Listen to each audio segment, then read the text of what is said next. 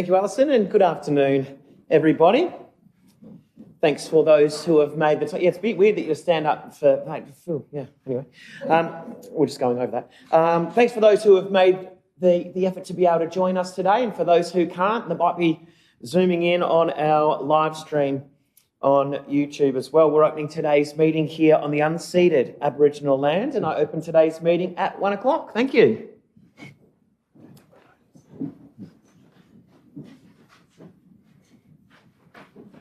Thank you.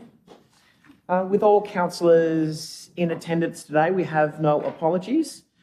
So moving through to mayoral acknowledgements, I just want to really acknowledge the amazing work of our staff and team here with the ICITA 60th anniversary. From the placemaking team with how we've dressed the city to the administrative staff for putting on the events for the councillors and those who were able to make it along. It was just a fantastic and exhausting few days, but to be with them yesterday at the airport, in which they had to upgrade their luggage for the amount of gifts and things that they purchased along the way was really great to see. And I look forward to further conversations and working further with our 60th sister city celebrations through the year as well there. At 3, moving forward, we've got declarations of interest. So a councillor must declare any interest that a councillor has in a matter before any discussion on that matter commences. Do we have any declarations of interest today? Councillor Pentridge? Marino Street, thank you. Thank you. And what agenda item is that one? Planning Authority 11.5, thank you. Just for our note keeping. Any other declarations? Okay, moving to the confirmation of minutes. 4.1. The recommendation is that the minutes of the ordinary meeting of the City of Launceston Council held on the 23rd of January be confirmed as true and correct record. Moved by Councillor Dawkins, seconded by Councillor Harris.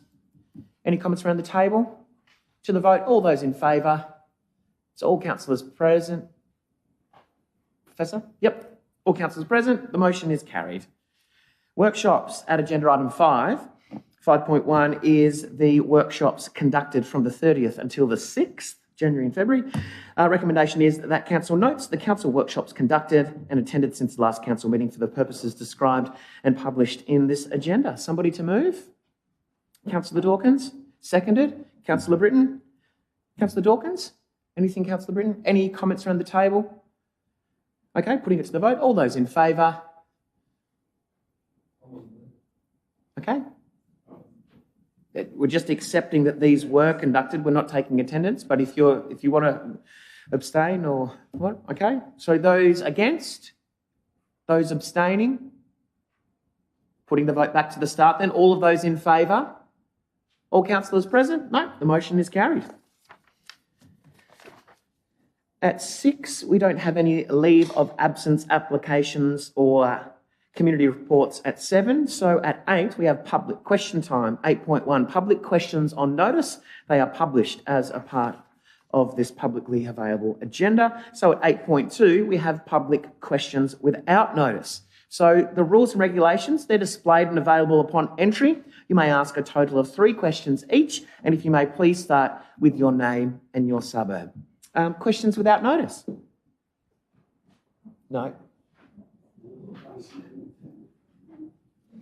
Mr Mayor, councillors, thank you for letting me come along to ask a couple of questions. My name's Colin Burns. I live in Trevellyn. I know a few of you, the councillors here. I have a problem. So it regards a cottage that's on Trevellyn Park. I'm actually the chairman of the Trevellyn Parks and Improvement Association in Trevellyn. The Trevellyn Parks and Improvement Association started in 1927 and developed the whole precinct. There's only actually been 3 leases, which I have in my hands here at the moment. And on the first lease, it says that the Launceston Council own the land and a cottage. So I keep referring to a cottage. It's a residential property that's on that land up there. I keep hearing about there's a housing crisis, and this residential property's been vacant now for 14 months. I've been dealing with various council members in an attempt to find out what's going to happen with it, and all I've been told is that it's up to council to make a decision. So I've come along to council to ask what the decision is. But a little bit of background. The Trevellyn Parks and Improvement Association manages the precinct. It's held the 3 head leases, and it currently has a head lease. It leases parts of the property out to the Bowls Club, the Cricket Club and the Tennis Club. All separate legal entities. They all have keys to their buildings. They all own their buildings. So they don't own the title to the land, but they own their buildings. The one property owned by council is this one cottage which we're talking about. Now, the Trevellyn Parks and Improvement Association is a very proud organisation. The sporting bodies are there, are very proud organisations. They're also very progressive. To my knowledge, and I've been involved with the Trevellyn Parks and Improvement Association now for 30 years, I've been chair for 5 years. I know of one $5,000 payment was made around the year 2000 when John Lees was mayor to help us build a club room. I'm aware the tennis club got a small contribution for a tennis court. Other than that, in the last 25 years, there's been no financial contributions. In the last 3 years, the Trevellyn Bowls Club has spent upwards of $600,000 in capital upgrades. We've just installed a new synthetic all-weather bowls green. We've upgraded the deck, we've upgraded the building, we've put a commercial kitchen in. The cricket club's done similar. They put women's change rooms, a commercial kitchen as well. They've just laid a new pitch. If you're familiar with the area, the Trevellyn Cricket Ground, I started in '87 playing there, and we virtually played at every school ground. We played at Queechee, Kings Meadow, Summer Hills, Apache, you name it. Every school ground had a team. They no longer exist. Trevellyn is the only team left in the city in the TCL because they just don't have access to these grounds. So Trevellyn Oval gets a lot of use. When the land was given, it was part of the Barnes's farm. Mrs Barnes, as you would remember, gifted the Cataract Gorge to the council. So this was a similar arrangement, and one of the founding members of the Trevellyn Parks and Improvement Association also gifted part of the land. So it's been managed by the Trevellyn Park all this time. Roberts have managed the cottage for us for at least 30 years. Back in 2022, they advised that there are some structural problems with the cottage. So I did a walk-through. I'm no builder, but I could see there were structural problems. So in June 22, I contacted Phil Bonney, who was the team leader for parks, and said, we've got issues with this cottage, can you come and have a look? November 22, I approached Catherine Pugh, who was the manager of parks, and said, look, we need to do something with this cottage. It's structural issues. So Catherine had a visit with some staff members from council. We did a walkthrough. I was basically told it's a TPIA responsibility. We've let it run down and it's our problem now. I asked for that in writing. It was never given to me in writing. In December 22, I again asked for it in writing. Nothing was forthcoming. In March 23, I was told that they were having trouble getting a building surveyor. In September 23, there was still no building report. Roberts dropped us as a managing agent because of structural issues. In September 23, the asset officer from the council requested a site visit. I arranged that with the tenant that was currently there. October 23, the parks manager wanted a copy of the residential lease, which I provided. December 23, I was called to a meeting here downstairs with some staff members, and I was advised that the tenant will be leaving, all new to me, and that the council will be taking over the cottage and looking at excising the cottage off the lease. I asked what will be happening with the property, and I was told that's a matter for council. January 24, the tenant moved out. The keys were given to council. In April 24, Mr Mayor here did a walkthrough of the property with me. Various further emails. We got to December 24. I had informal chats with a couple of councillors. 2 weeks ago, I again contacted council, spoke to the leasing officer, explained that if I don't know what's going on, I'll have to come to council and ask a question. Hence, I'm here. So look, I find it's a huge lack of respect for all the volunteers that have run this organisation. I stress volunteers. Groups of people volunteering their time for a wonderful precinct. If you haven't been to Trevellyn Park lately, do yourself a favour, go up. It's a lovely facility. Talk to me, make contact with me. I'll take you through. I've got access to all the properties. You can have a look at what all the wonderful development that's been happening up there. So I'll get to my questions though. Question 1, when will I receive a building report for the cottage at 62 Gorge Road? Question 2, when will the structural repairs commence at 62 Gorge Road? And question 3, I'll just go back to it. When the tenant was asked to leave the property, without my knowledge, she was specifically told not to talk to TPIA, and she was provided with over $10,000 of council funds to move from that property. So my third question was, what compensation will the Trevelyan Parks and Improvement Association receive for the loss of rent? We've rented this property since basically 1927. Thank you.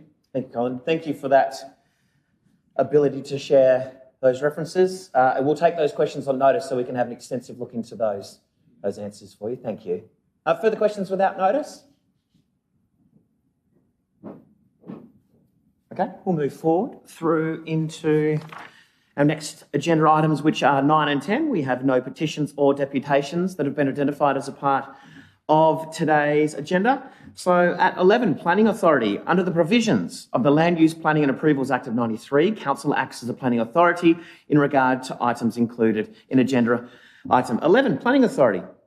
At 11.1, we have Gokonda Road, Lilydale.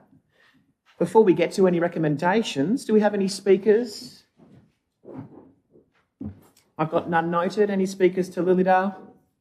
Okay, we'll move forward to that recommendation, which is that Council grants a permit for food services chains of use to operate a food van at Lilydale Falls at the reserve, which is 228 Gokonda Road, Lilydale, subject to the published conditions. Somebody to move? Moved by Councillor Harris, seconded by Councillor Pentridge. Councillor Harris. Thank you, Mayor. We had a conversation about this on our planning trip today. This is simply a planning application to allow a food van to operate there. We have made a slight change, and everyone has just been given a copy of the amended hours of operation, and the amended hours of operation will in fact be to finish at 8 p.m. rather than 10 p.m. as had been proposed in the original motion, but this motion will in fact be for 8 p.m. closing time. So it'll open at 8 a.m. and close at 8 p.m. Doesn't mean that a food van will necessarily turn up there to do it. It is simply the planning permission has been forthcoming from the council. Then it will be up to individual food van providers to take advantage of that or not. I guess that would be subject to the normal conditions of which a food van can operate within the city. This is something that we have a number of new locations being proposed, including the St Leonards Park area down near the picnic ground at St Leonards, and also Riverbend Park, to name but a couple. But this one has been brought to us because there perhaps was concerns about the hours, but also perhaps that the whole area has not been, the use of the whole area hasn't been perhaps fully thought through. But I'm happy that we provide a planning appeal, a planning permission for a food van to operate from there. We do know that it is used as a casual camping ground, as well as being the entrance to the Lilydale Falls walk and falls area.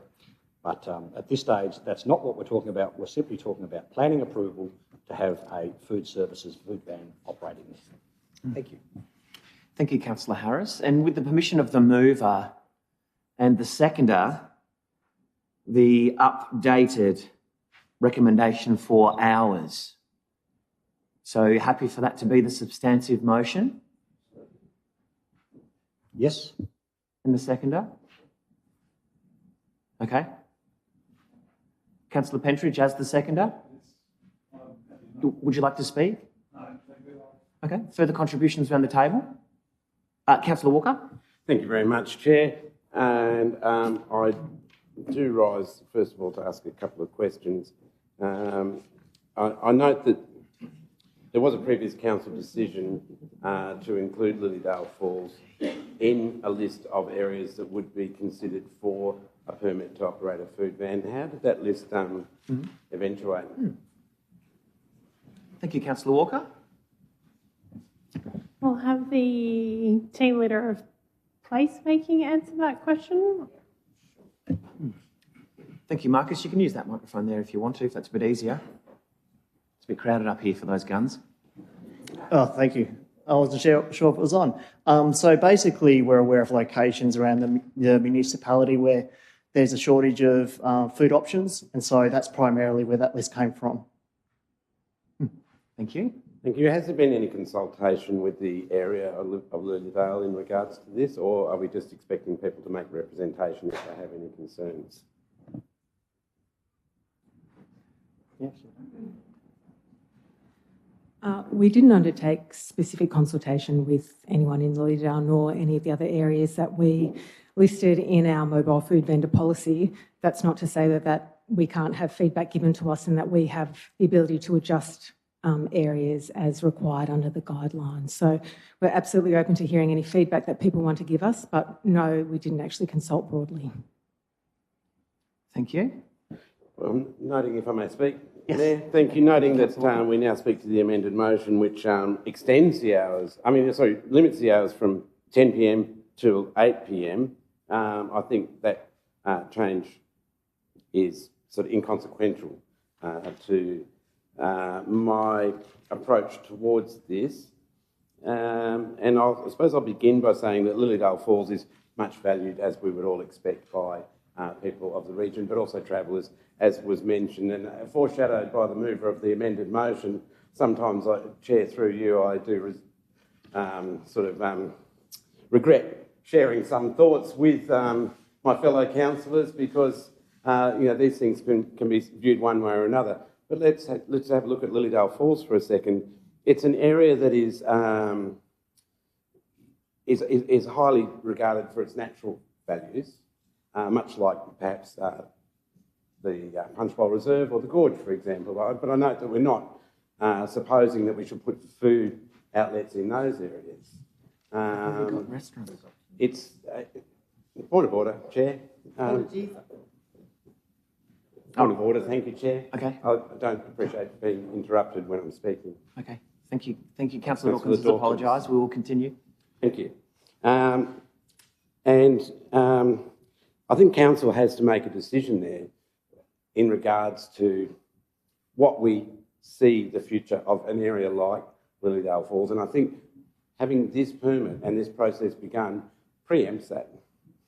It's a lovely little natural reserve, and it's true, it is used by campers. And I make the point that we don't even have a real policy around that. People, no matter when you drive past, there's always someone camping there. There's certainly always day visitors there. And I don't think they go there primarily to get food. They go there for other reasons. And yet we're now convoluting that with the idea that it's a place to go and get a feed or a coffee or a hot dog or whatever it might be. Now, I don't think anyone would suggest that we put a food stall in the Gorge, let alone put a hot dog stand in the middle of City Park, and yet for some reason we're considering in this particular reserve putting a food van or allowing the possibility of a food van if someone was to apply for that. And I don't begrudge anyone running a business, and I understand that if there's money to be made, someone, by rights, if they can, will take that opportunity to make some money. I just question whether this is the correct place in which to do that. And while we are bereft of a policy for that area, and let's not forget, Dorset Council wish to put a car park there in regards to the possible beginning of a rail trail for cycling. It's used by, as I say, tourists as well as locals for different purposes. I worry that by instigating this, we are changing that purpose and interfering with the future of its natural values. Wherever I've seen food stalls, indeed takeaway joints in general, you'll generally see the results of that. That may include litter and other things like that. Now, that may not be the purpose of this discussion today, but of course, if there's nowhere to get takeaway food, then there's no resultant litter because of that. So I would happily let the other permits go through, and it was St Leonards, I think it was Heritage Park, and it might have been Riverbend and a few other places. And I didn't call those in because I didn't think they were as contentious. I note that we did, I believe, get one representation in regards to St Leonards, and I'm sure a case could be made for that as well. But in particular, I think you wouldn't expect to go to Lilydale Falls and get some takeaway food while you go for a walk and have a look at the waterfalls, and I don't think you should expect that going to Lilydale Falls.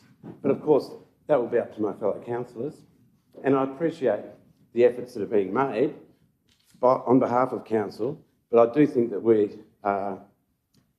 there's a dearth of policy in that particular area at the moment. So I'd encourage councillors to take caution there.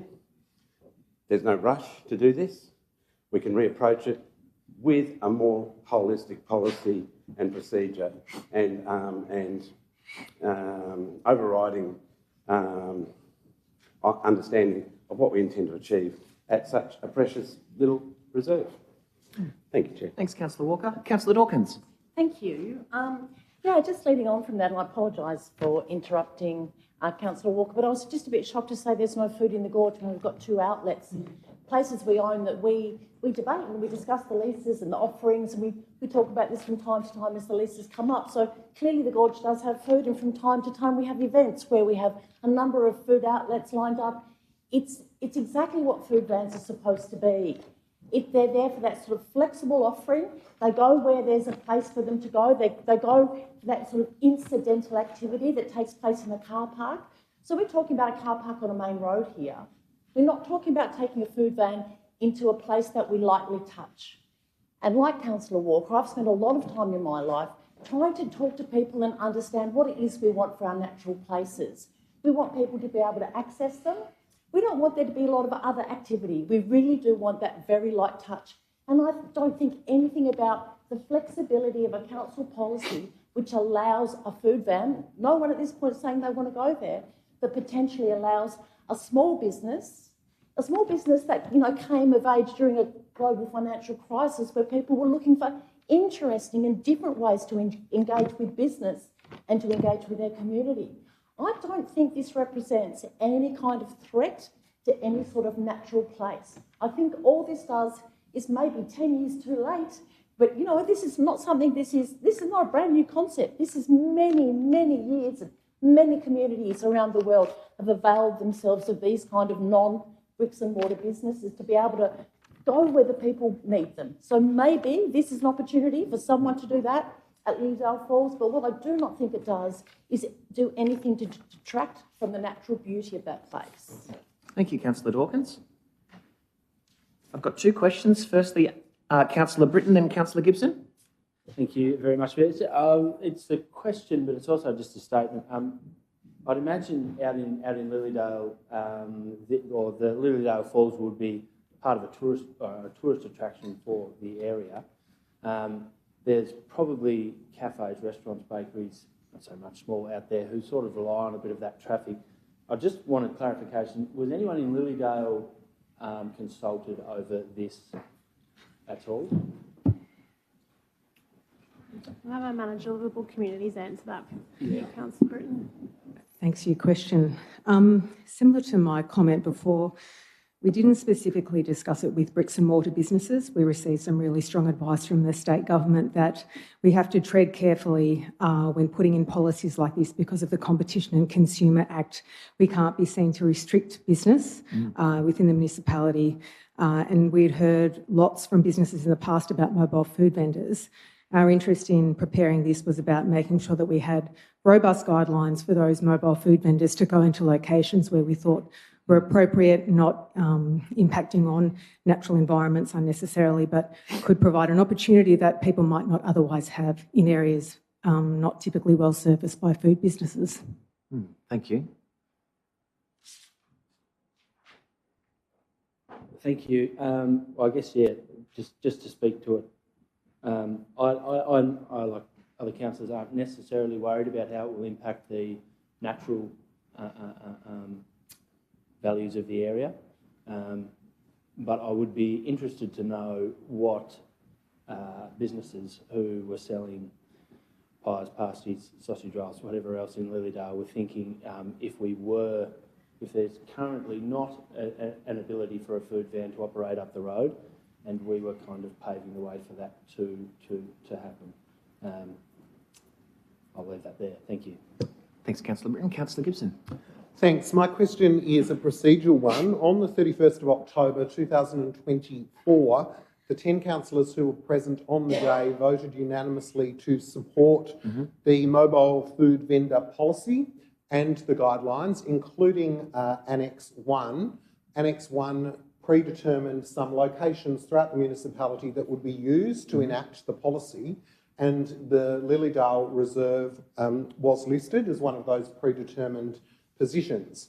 So I guess procedurally I'm asking, there was no issue raised when the policy and the guidelines were endorsed unanimously at that meeting. Today we're simply enacting the decision of council through a similar process which allows for a DA to be provided to any business that wishes then to go through its appropriate registration and meet the guidelines of being a vendor. Is that the case, or is there something that I'm missing in consideration of this item? CEO? Thank you through the Chair, and thank you, Councillor Gibson, and I'll refer to the planning team, anything in particular, but Councillor Gibson would be correct, but even though the policy is adopted, that doesn't necessarily mean that delegations that are empowered to the organisation will always be enacted upon by the organisation, and there are previous examples, particularly in planning matters, where I particularly have referred matters back to council of a political nature also. But if planning would like to add anything further, I'm happy for them to contribute also. No. Thanks. Yeah, definitely understand the political considerations. That's the nature of what we do. But I guess in terms of, what council officers were asked and tasked to do, a predetermined list was agreed to. Was that the direction that council officers were following in presenting this item for consideration today? A unanimous consideration of that item in October last year. That was Lilydale Reserve. CEO?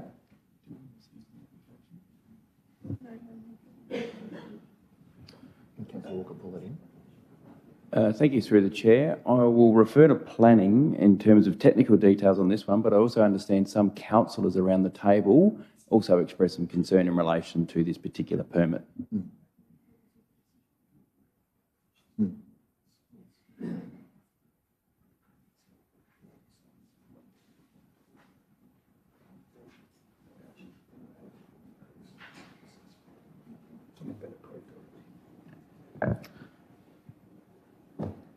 Applications for all the sites that Councillor Gibson mentions from October are in varying stages of approval. So this officers have acted in accordance with that October 2024 decision, and we're now going through the process of seeking approval for those sites for use for food vans across the municipality. Does that answer your question, Councillor Gibson?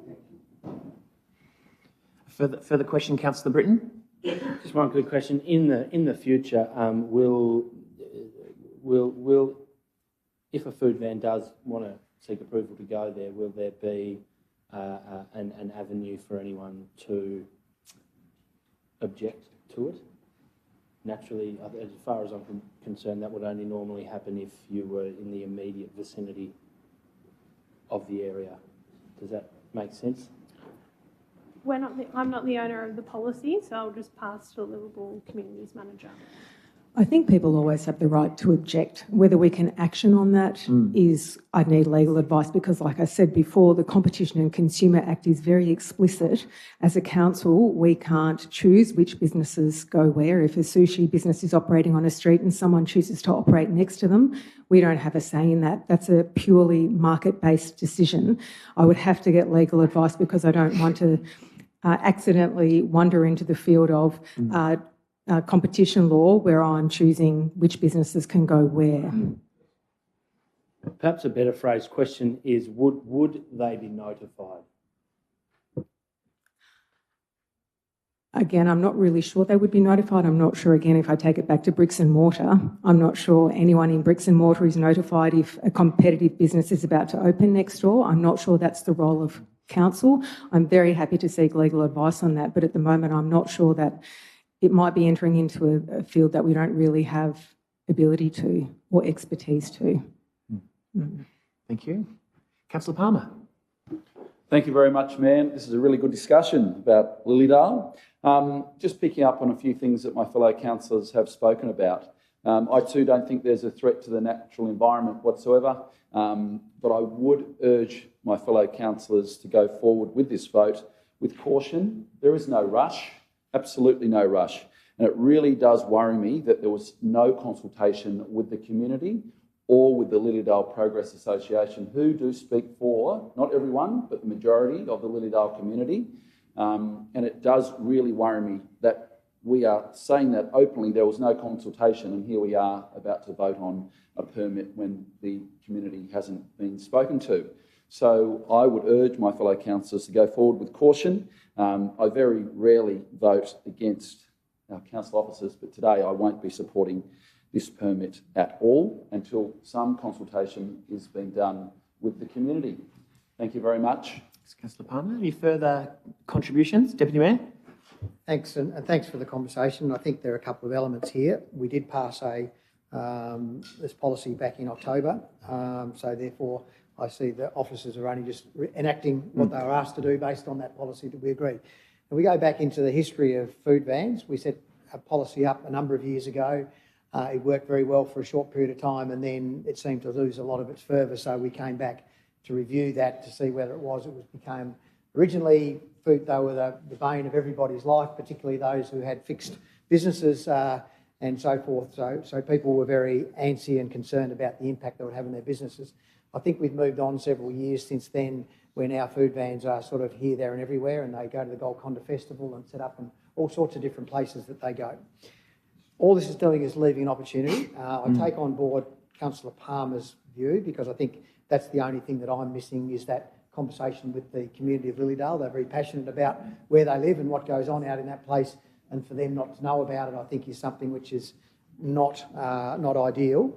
I'm prepared to move forward with it on the basis that we do actually go and have a meaningful conversation with the Lilydale Progress Association and the people of Lilydale about it, because there is no food van going out there tomorrow. A permit needs to be issued for somebody to do that. All we're saying is there is a potential location out there for somebody to apply for a permit to go to use. To me, we're in a world now where people like things being brought to the mountain rather than the mountain coming to them. So we need to make sure that we meet the needs of the communities, and most communities, to see those things, they'll only operate if there's a business reason for them to operate out there. And I imagine it might take a little bit of a while for that to sort of take on, because there's only a few campers. But if in the middle of a hot day on a summer and somebody's selling icy poles and people are walking to Lilydale Falls and coming back, they'll probably love to buy an icy pole. Yes, the potential of taking that away from the businesses in Lilydale is there, but it also may draw people to the area, and that actually may add to it. As you look at most fast food outlets, which we'll be talking about interestingly in a few minutes, they all stack themselves around each other, so that if they don't like McDonald's, they can go to Hungry Jack's, or they can go somewhere else. So I'm not so concerned about the competition, and I understand the competition policy that was mentioned by one of our officers. So I'm happy that all we're doing is enacting what we said we were going to do several months ago in a unanimous decision to enact the policy, and all the planning people are doing is now actually bringing the planning to sit around each of those areas. So I'm happy to support it, but I would beseech the officers to now go out and talk to the Lilydale community about what that might mean, so that at least when and if an application comes in, that we've actually thought and we put into place what the community are thinking as part of that. Thanks, Deputy Mayor. Councillor Gibson to speak.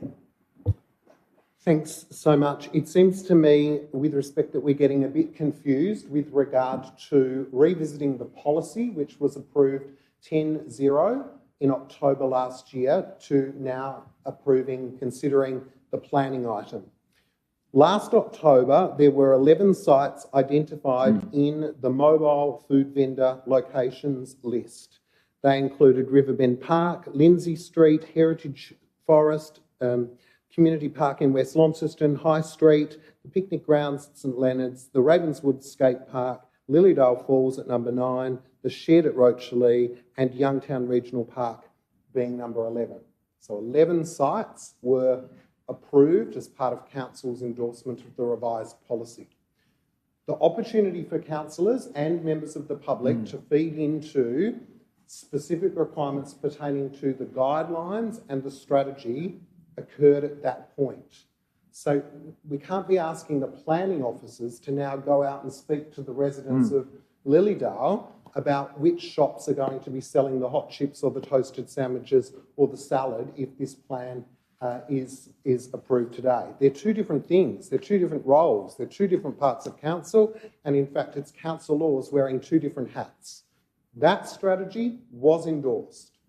The officers have now been tasked with the work that came from our endorsement of the strategy last October, and another part of council, as determined in that list, some would require planning approval. There is a list of them. This is one of them. And so this is what is being considered today. So you can't kind of retrospectively go back through the planning process and ask the placemaking team to now consult with the people who are offering toasted sandwiches and coffee in Lilydale to be the providers of the toasted sandwiches and coffee that the planning department are asking us to consider. That's ridiculous. That's not the way that council works, and it's just halting up all the systems of the organisation. My suggestion would be, if there are things that need to be addressed with regard to the strategy and the guidelines pertaining to mobile street vendors that people have determined are now of importance to them, noting the advice that we've heard and appreciating that some of it is contained within the competition and consumer guidelines, then we need to revisit the policy from last year. But it's not the appropriate time through a planning consideration that's being called in, and rightly called in by a councillor, as is their right to do, to examine the policy, because now, retrospectively, we've identified some things that we missed last October, in my view. Thank you. Councillor Gibson. Councillor McMahon. Thank you. I have to agree with Councillor Gibson. As a business owner, I don't get to choose who goes beside me, across from me or anywhere near me. We have food vans currently who go to Prospect and different areas around the city. We're not notifying anyone around them that they're actually going to be there that night. So it's the same situation. So I think it is a planning situation today. We've already approved it previously. So I will be in support. Thank you. Thank you, Councillor McMahon. A question, Councillor Pentridge.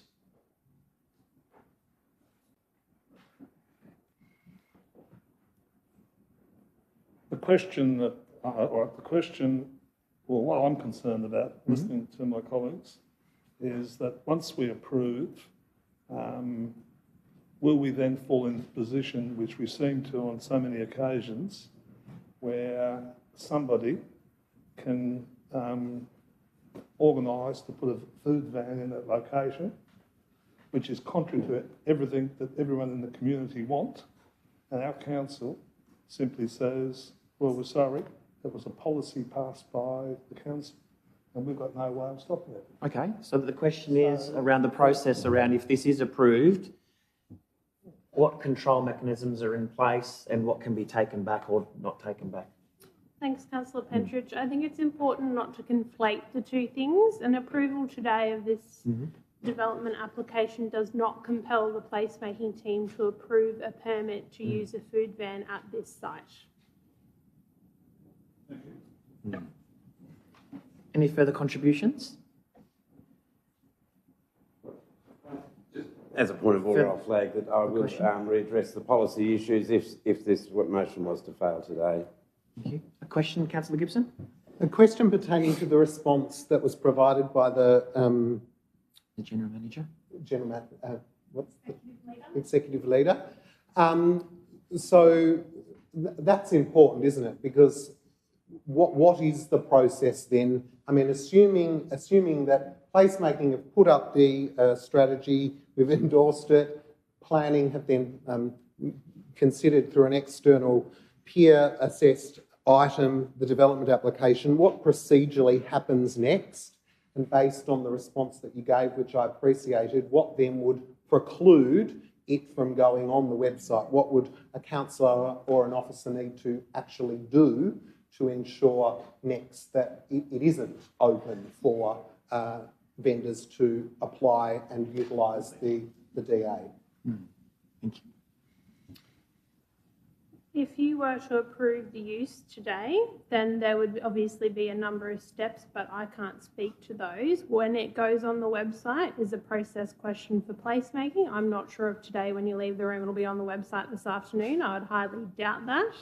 But even if it were to be published to the website, hypothetically, someone still has to apply for a permit, is my understanding, to use that site.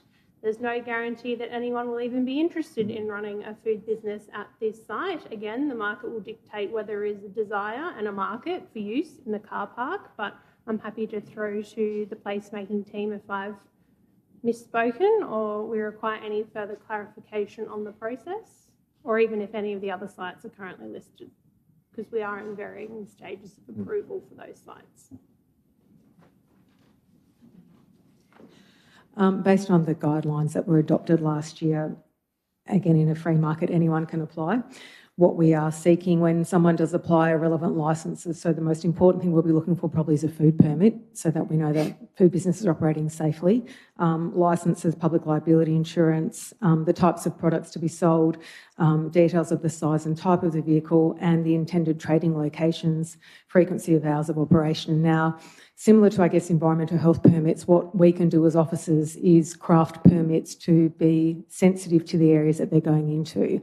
And that can be based on feedback we also receive from the community. So if we hear that potentially there is too much noise being generated from a site, we might then restrict the hours in a particular location. So the permits do give us scope to certainly condition what goes on a food business's permit. And then we have the right to rescind that permit too if all of the conditions that we have around maintenance and management, and there's a long list, probably of about 20 things where they have to operate in accordance with the guidelines. If we find they're breaching those, then that would give us cause and justification to reconsider the validity of the permit. Thank you. Deputy Mayor, I'm going to vacate the chair for a moment, if you don't mind. Thank you. Thea, I think I'm personally just struggling a little bit that we're making bold decisions. We're making changes in our community and trying different things. We're endorsing policies. And then to question those policies another time, I think that's a little disrespectful to the process of understanding councillors and the training that we've been going through and the ways in which we're understanding what our roles are to do. I personally feel in this role, my role is not just to chair and be a vocal point, but I am trying to push change and vibrancy. We want offerings, and we want to be trying things that are different. We've got to trust in our policies and our officers to be able to enforce those. We're directing them to do those, and then we're pulling them back. No wonder there's confusion somewhat in our community and in our actual office itself. So for me, this is what I'm trying to do different things, trying to create opportunities. And I will say, Councillor Harris, I disagree with putting an 8 o'clock finish. If I want to go there with Billy and have a walk and it's a beautiful summer day at 9 o'clock and there's an opportunity to purchase something, that's when the market will dictate the time for people to do things. The market will dictate if this is successful or not. But what we're doing as civic leaders and social leaders in our community is create an opportunity and an offering for somebody to try and do something different. If it doesn't work, then that's our position to come back and say. It's the same with the parklets that we're seeing utilised. We're trying different things, we're trying innovation, and if it doesn't work, I'll be the first to come out and say, well, that hasn't worked, we're going to move that and we're going to do something different again. So that's where I'm struggling a little bit with this conversation at the moment. But that's just my thoughts, and I really respect the thoughts of those others when it comes to the natural environment, when it comes to the community consultation, and when it comes to the opposition of business.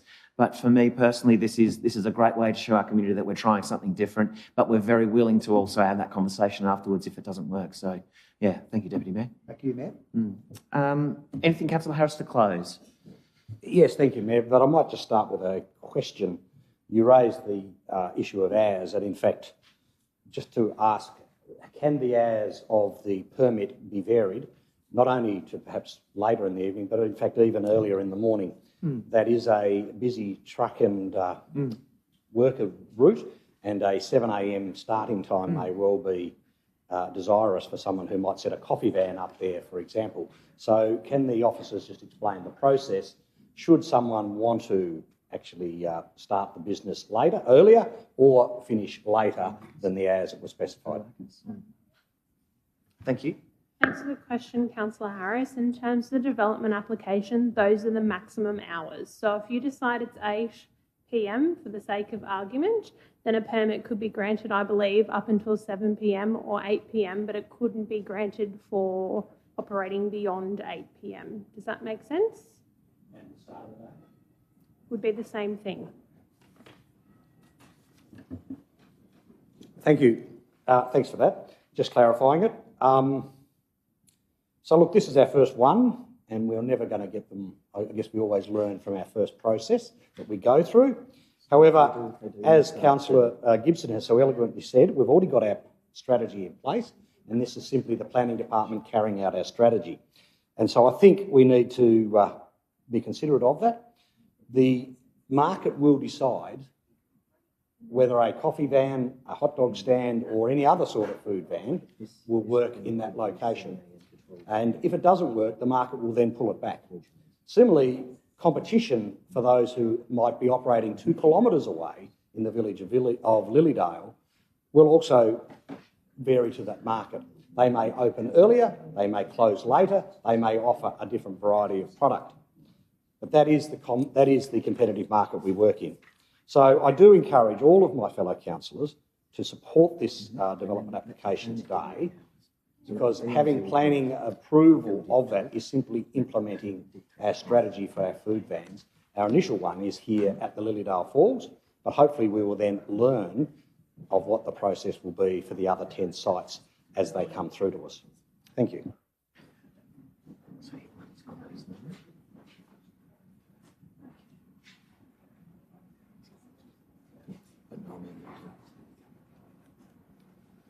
What if it gets up and then we're stuck to 8 and 8? Okay, putting it to the vote then. So all of those in favour of the recommendation being the time-restricted amendment, noting that if this failed, we could foreshadow that it went back to no time restrictions. All those in favour? The amendment.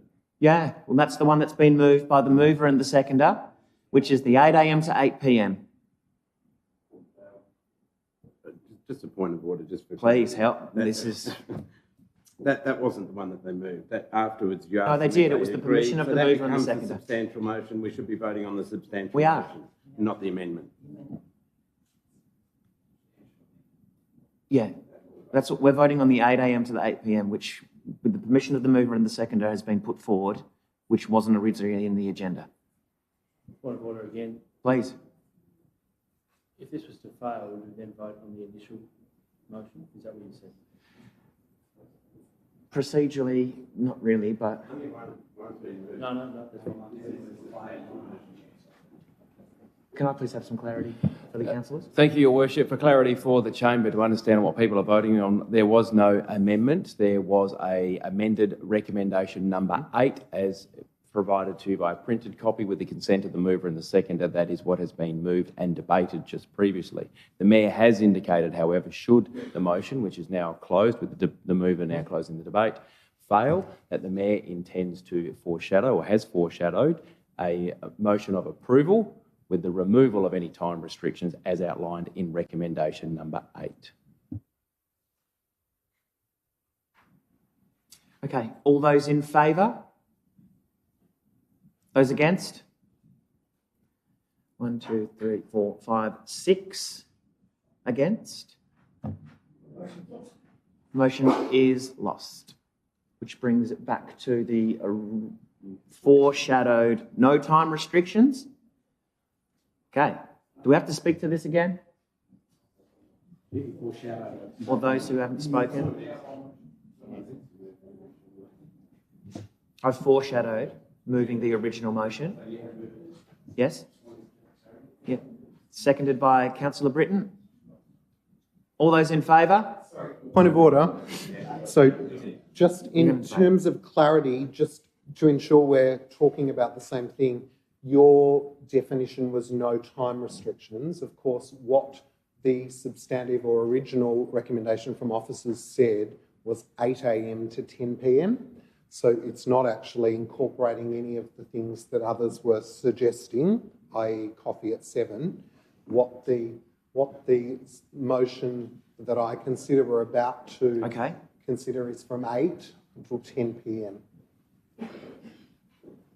I'm happy myself for the licence to deal with the times, and this just deals with being able to do it. I don't want to put a time on it. But the policy and... Is that correct? Can I have clarification from the executive leader? The planning authority approved the hours that were applied for at this site, being 8 a.m. to 10 p.m. And that's what's reflected in the original recommendation.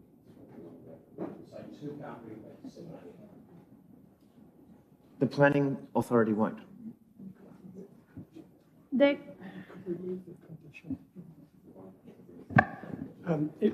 If the council was a mind to approve this with no time restrictions, it would be possible to amend the motion by deleting the condition, which would leave it with no time restrictions, essentially 24 hours a day. That could then be dealt with by the policy through the licence. That is something that could be considered if that was considered to be appropriate. Hours of operations have been recommended in line with the applications that was made to us. And we would normally do that so that we get some clarity around what they are. But it would be possible to remove all hours of operations in this area. Question, Councillor Gibson. Thank you, and thank you for that piece of information. The question then is with regard to the use. So let's talk about specifics, the use and the consideration of the use. The hours of operation that was applied for by the applicant was 8 a.m. to 10 p.m. Forget what was applied for. Please tell us, what does the use allow?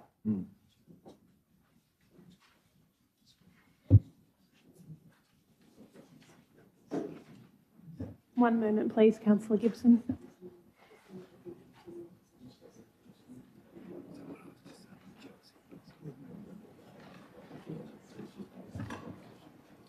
Just bring up the correct provisions in the scheme. Yeah, that's what I said. That's what I've tried to reiterate. Let the licence... I'll get you to do it because I'm just interested. I'm just interested in the day one. Yeah, no, I just mean that we're all confused now and your voice is far more reasoning. Yeah.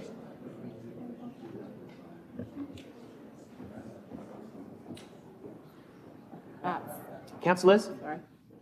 So the provisions of the open space zone in respect to discretionary use, it has restrictions on hours of operations if you're within 50 metres of a general residential zone in a residential, low density residential zone.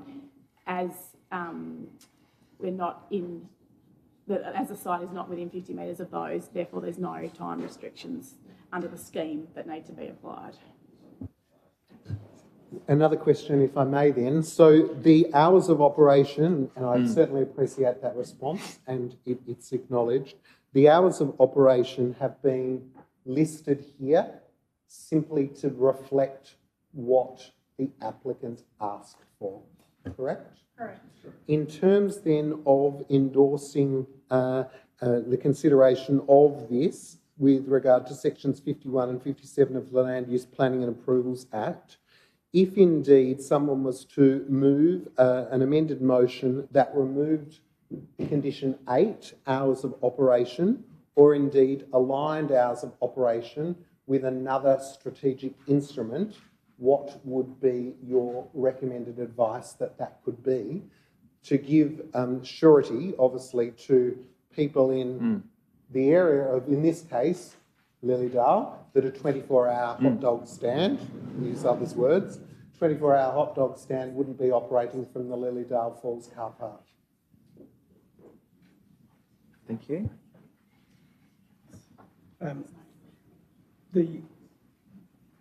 The application was advertised with the operating hours, and we got a representation that dealt with operating hours. So the representation specifically dealt with the operating hours, and so it is a requirement in making a decision under the planning scheme to consider the representations. You don't have to necessarily agree with them, but you have to consider them.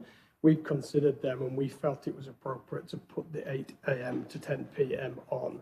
I don't think if you disagree with that, it would be possible to remove that recommendation. The hours of operation would then be set by the licence. Now, I don't think the licence and provisions embody a consultation process. So I think it would be up to the judgment of the people issuing the licence as whether that's appropriate. Councillor Harris, a question? Just a question, rereading this in perhaps a different light. Have we got an actual planning application for this zone from an applicant, or are we really talking in hypothetical just to do the planning in expectation of a food van coming at some future time to actually be set up there? Thank you. We've got a planning application that was submitted by council to the planning authority. So it's not a hypothetical. I don't know if we've got a van that wants to take advantage of it, but we have got a definite proposal. But it's our proposal. It's our proposal. Yeah. It's council's proposal, but we treat, from a planning authority perspective, we treat that no different to whether it's a member of the community making an application or another council department. The provisions are applied the same.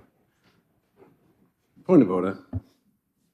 If you have moved this motion, Mayor, I think you should hand the chair over. Go. Okay, sure, Deputy. Sure. Yeah, my apologies. Yes, it should have been me. Are there any other questions? No one's spoken. So, does the mover of the motion wish to speak to it? I think I've made it quite clear that I think that the permit will deal with the hours. Sorry, do we have a second? My apologies. Yeah, Councillor Britton. Yep. What is the motion, sorry? What do you? CEO, for clarification.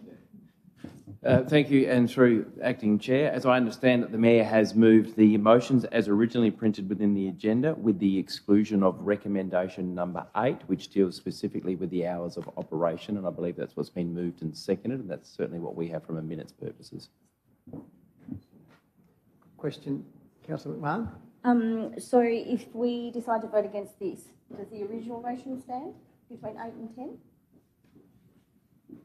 No. No.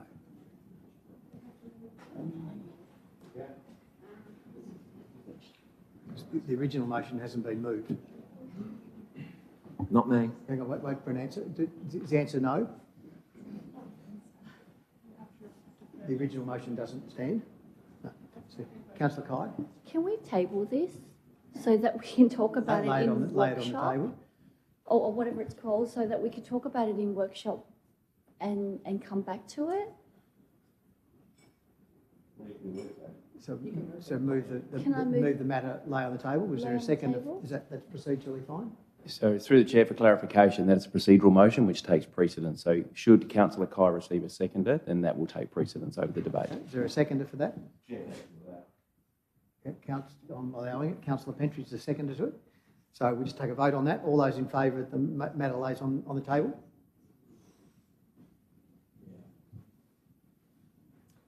One, two, three, 4, 5, 6, 7. Those against? 1, 2, 3, 4, 5, 7, 5. I think the matter is laying on the table. Thank you for confirmation of the meeting purposes. The matter now ceases where it concludes and will be brought back to a future council meeting as the matter has just been laid on the table. Another question. Steve. Thank you. 11.2. 298 to 308 Invermay Road in Mowbray. Before we get to the recommendation, we do have some representations. Mr. Goldsworthy.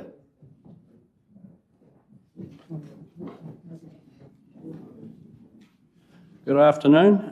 Dale Goldsworthy. I live at 10 Georgetown Road, so just down the road from this particular development. There have been many responses to the representations that were made in this particular document, many flaws and a lot of misleading information provided by the infrastructure and engineering officers in the council and the applicant In 2 minutes, I can't tackle that, so I'm not even going to try. What I am going to do is talk specifically about the access onto Invermay Road. The entrance and exit, the right-of-way, is approximately 100 metres from the school. It services this proposal and also access to Lot 1, which is 20-odd builders' units, which will also have access through that particular area. Currently, students regularly use the footpath in front of the development to get to school. They are 4 to 12-year-old children. Okay, the crossing point that they'll be crossing across is 9 metres wide. The proposal to move to 3 lanes, which is different from what the original previously approved access was, will mean that they're basically crossing the same as Beatty Street. Same sort of organisation of streets, if you like, or access, without the use of traffic lights, without the use of somewhere safe to stand. Okay, not so great. The vehicle frequency during peak times is 1 vehicle every 20 seconds. That's from the data that's been provided. I want you to start to spot the hazard, you know, the old workplace safe stuff. Look, the degree of difficulty that kids will have crossing that area, particularly when cars are breached across the access, which they will do, they'll be queued to try and get in and out because traffic isn't great in that area. There'll be less than 800 mil between the cars when they're queued together. There'll be a delay of about 90 seconds or more for people turning right onto the street out of the access, and the people turning in for the builders' units will be stopping because they have to activate a closed gate to get in and out of the right-hand turn into the builders' units. So, taking that into account, with all the queuing and other things that happen, there'll also be a 2.4 metre high black steel fence that runs on the southern side, right on the edge of the footpath, which, if you look on sideways, you'll be lucky to see through. The council tells you otherwise, of course. During peak times, it's going to be very difficult for kids to navigate that, particularly by themselves, particularly safely. Now, I, in the back of my head, have this thing, you know, spot the hazard, what's the risk? Council says, and I quote, there are no risks in this, no risk implications in this particular proposal. I don't actually believe that, but I'll let you make up your own decision. Thank you. Thank you, Mr. Goldsworthy. Ms. Chute? Thank you. Alex? Thank you. Thank you. Hello. Yeah. So my name's Nicole Chute. I actually live in Beatty Street and I have very similar concerns to the gentleman here. I've actually witnessed children almost hit by cars. It's an extremely busy street. There's no speed humps. There's no roundabouts. There's no traffic controls to reduce the speed of vehicles. I just wanted to come today to emphasise that it's not just the school children, which of course we're extremely concerned about, but there's also people with disabilities, and my own age father lives with us, almost 80, so there's quite a few elderly residents in our street. There's, how can I put it, there's quite a few colourful drivers in our area who make it especially dangerous. It's already a feeder road, Beatty Street, because of the Mowbray shopping centre. People try to avoid that busy area of Invermay Road, so they use Beatty Street either off Vermont Road or off Invermay Road to come back to avoid the busy centre. So I really just wanted to emphasise the importance of getting some safety measures in the road planning. Just from conversations today, is that the planning team over there? I just wanted to let them know that it really is a high consideration for our street. Thank you. Thank you. Ms. Commazak?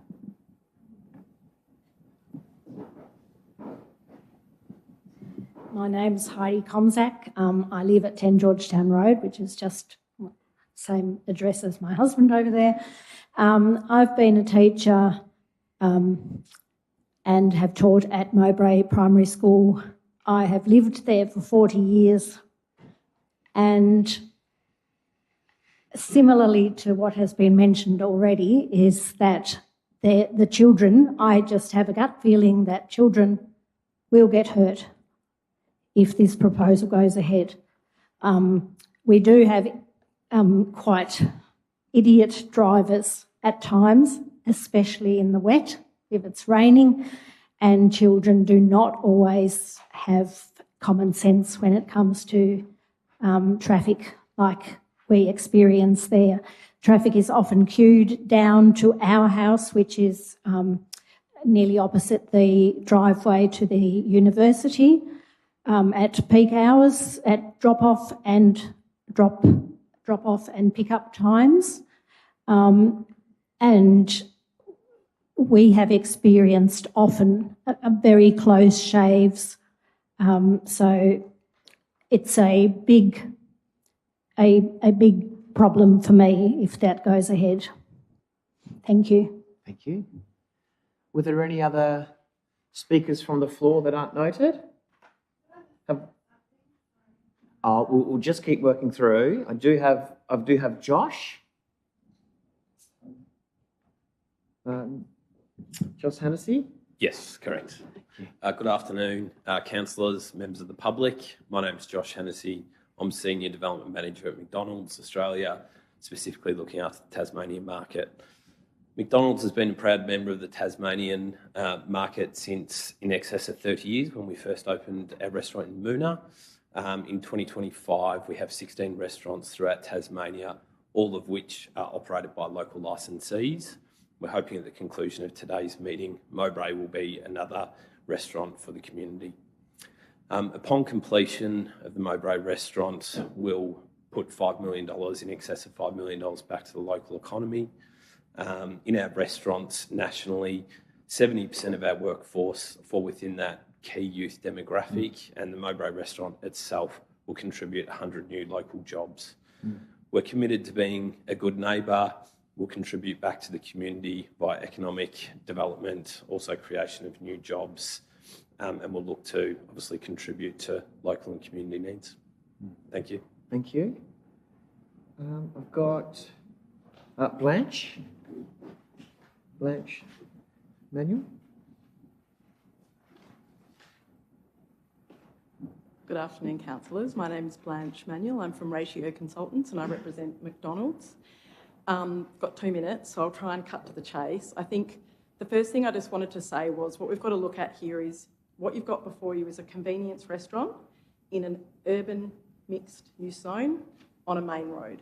We've got a variety of uses, commercial activities encouraged in these locations. This isn't a store in a residential area. We do have a school to the rear, accessed from a different street, not irrelevant, but one of many considerations for this proposal. I've written all this stuff down, but I'll go to the community concerns. I think they're relevant today. The traffic work done on this project has been extensive, modelling for now, pre-development, monitoring for post-development, monitoring for 10 years' time, projections of what the behaviour of cars, the capacity of the road, the line work proposed, turning in and turning out. Our engineers, council's engineers, have done all this modelling. The proposal passes the test. The requirement today is does it meet the scheme requirements, and it does. Pedestrian safety is super important. We've got a nearly 80-metre wide site with one crossover. One crossover, it might be wider than a single, but it's one. It's deliberately done that way for a safety reason. One crossover, one item for pedestrians to navigate. The residential hinterland is on the eastern side of the road. There is a pedestrian crossing at the intersection down to the south. That's where a lot of the people cross the road. That's where the children are going to school. They've got to get round Maccas, not through Maccas. The other point to make is that there are a range of discretionary requirements that need to be assessed for this proposal, not just transport. There's noise, there's odour, there's built form. The proposal meets all of them. Council have put us through the ringer we've responded, we've changed the access, we've done further assessments, and today what I ask you, councillors, is to trust your officer's assessment. It's super thorough, and today we think this proposal is most definitely worthy of a permit. Thank you for your time. Thank you. Okay, might just whisper your thoughts to Alex and he might be able to share them as we do move forward. Okay, so as we get to the recommendation is that council grants a permit for food services construction of a takeaway food premise with associated drive-through parking, landscaping and signage at 298 to 308 Invermay Road, Mowbray, subject to the updated conditions. Now, Duncan, we do have some updated conditions. Might it be possible if we just go through that with yourself or with Sonia for those who didn't have the published agenda?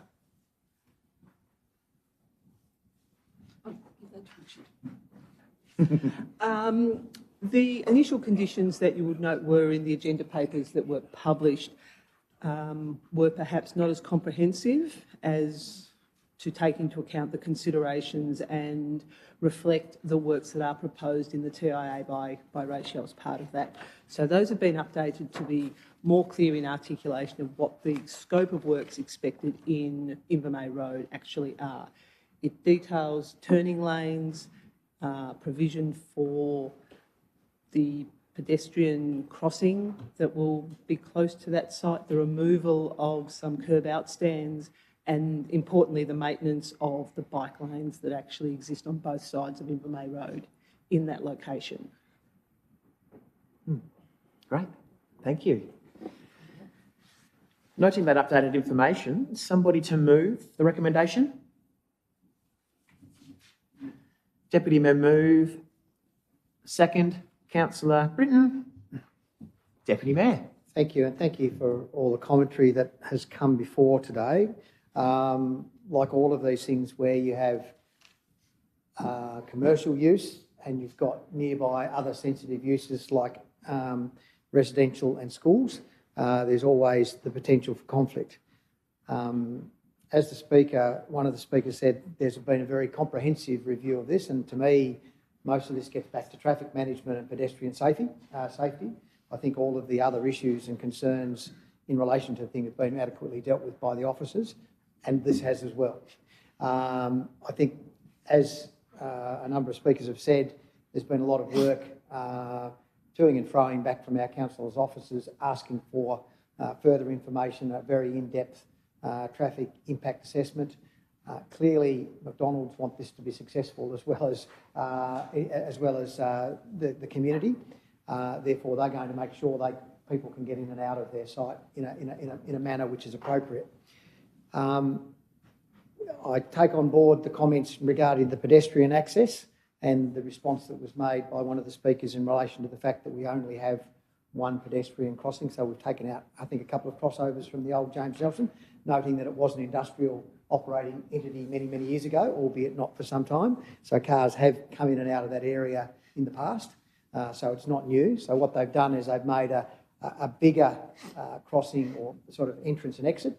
That is intentional to enable cars to come out and be able to turn right and to turn left in two different queuing lanes. So that means that traffic can move much more cleanly through the site. I'm not a traffic engineer. There's been a lot of work done by the traffic engineers in this process. There's been oversight done by our engineering staff to test and challenge the assumptions that have been made by the TIA and the proposal that's been put forward. As the McDonald's representative said, we've put them through the ringer in regards to how they put this proposal together. This road is challenging for the amount of traffic that goes up and down at the street intersections where they are. But the tests have been done now, the tests have been done post-development, and the tests have gone forward to look forward to what the road management looks like in 10 years' time on the basis of our normal growth of traffic management. So I can't assess this any better than, well, I can't assess it as well as the people who have already assessed it. Clearly, the proponent's looking to put forward a proposal that is acceptable. Our job as council officers is to go back and test those proposals, challenge the assumptions that have been made, make sure that they give a very clear review of the traffic management that's been put forward to us to make sure that it works in line with what our principles look like. They've advised us that they have done that. As I said, I'm not a traffic engineer, so I'm prepared to accept that. And on the basis of that, this is a commercial zone that it's been built in, where a commercial property used to be, and therefore I am proposed to support this. Thanks, Deputy Mayor. Councillor Britton? Thank you. Can I start with a question? Yep. Is that okay? I just want to know, undeniably, I think this has been scrutinised by the planners, and I'm just going to echo what has been said, that I think it's all been looked at very well. My question is, and this is just speaking very general, is it on us to do something? You've got the driveway. Can we install, and speaking very generally, a zebra crossing? Is the onus on us to do that? Is the onus on us to make sure we've got appropriate signage, things like that? Is that something we should deal with now? Is it something we deal with in the future, or is it something that the actual applicant deals with themselves?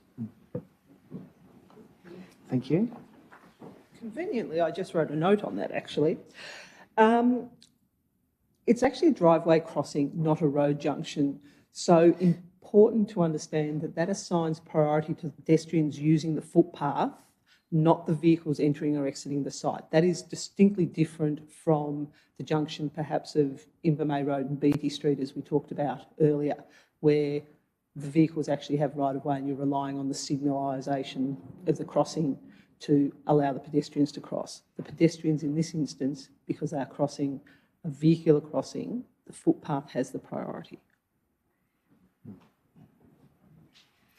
So I think just to further Councillor Britton's question is there further work that council could do around the priorities and the ways of which that might be addressed, or who might be responsible for that, I think was further to the question. Yes. Conditions could be imposed on the developer to have signage installed inside the site, because that's most likely where the issue is going to arise from. They would be advisory signs rather than regulatory signs. As I said, the overarching thing is the giveaway nature of vehicles there.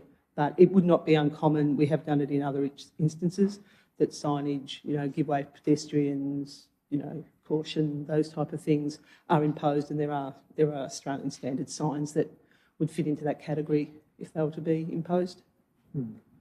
Thank you. Thanks very much. So undeniably, obviously this is on a main road. The use in the area where it is fits the scheme.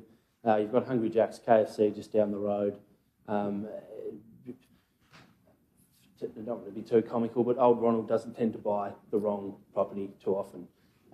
I think it does fit, it's been scrutinised and it works, but there is obviously a danger, and the community has expressed that they're worried about that. If there was anything we could do, if there is some condition we can put on to the permit to make sure that there is ample, if not more than usual signage, I would like to add that to the permit. Notwithstanding, I am standing to support this. However, what do we need to do to impose that? Might go to the CEO for clarification around. Thank you, Your Worship, and thank you, Councillor Britton. I'll actually deflect to my good learned colleagues as to how that would be incorporated. I'm happy to wordsmith, but I don't understand the technicalities from the planning point of view, so I'll be very well guided by our planning team on that one. Look, thank you again for that. Obviously, we have the capacity to include a condition that would require appropriate safety warning signage on the inside of the site, and I'm sure that the applicants would be quite happy to do that. They've already proposed, and they normally propose, some form of cautionary signage within their sites. We have, I think, a condition requiring an amended plan. It would be a simple matter to add an extra dot point to that. So condition 2 is amended plans required. We have A asking for elevation plans. We could simply add B appropriate warning signage at the exit. Yes, Sorry, pardon me, C.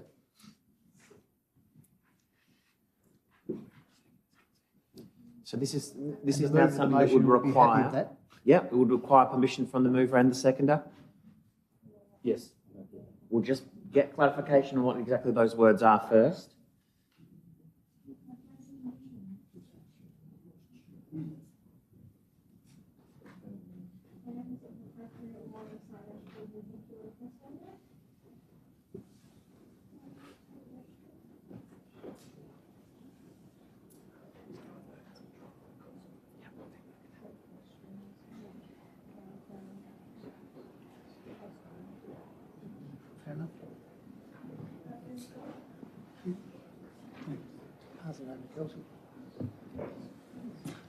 We could add 2.C, plans of appropriate warning signage for pedestrians at driveway crossover.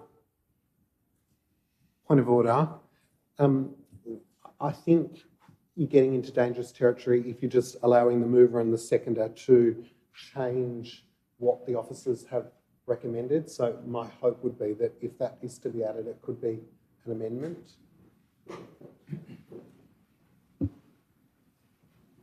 Sure. Could we just hear those words again quickly? Plans of appropriate warning signage for pedestrians at driveway crossover. Yes, I'll move that as an amendment. Someone else? No.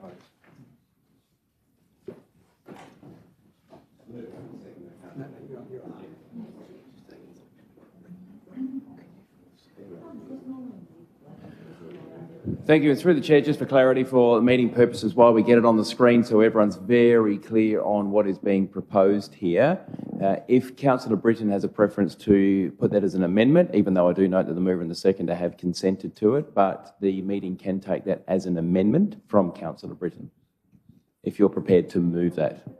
A point of order. The mover and seconder can't amend their own move. My apologies. I didn't realise Councillor Britton was the seconder. So in that instance, you cannot be the amendment. Councillor Walker is correct. So you will need to find somebody else who is prepared to move that amendment, should someone be prepared to move that amendment.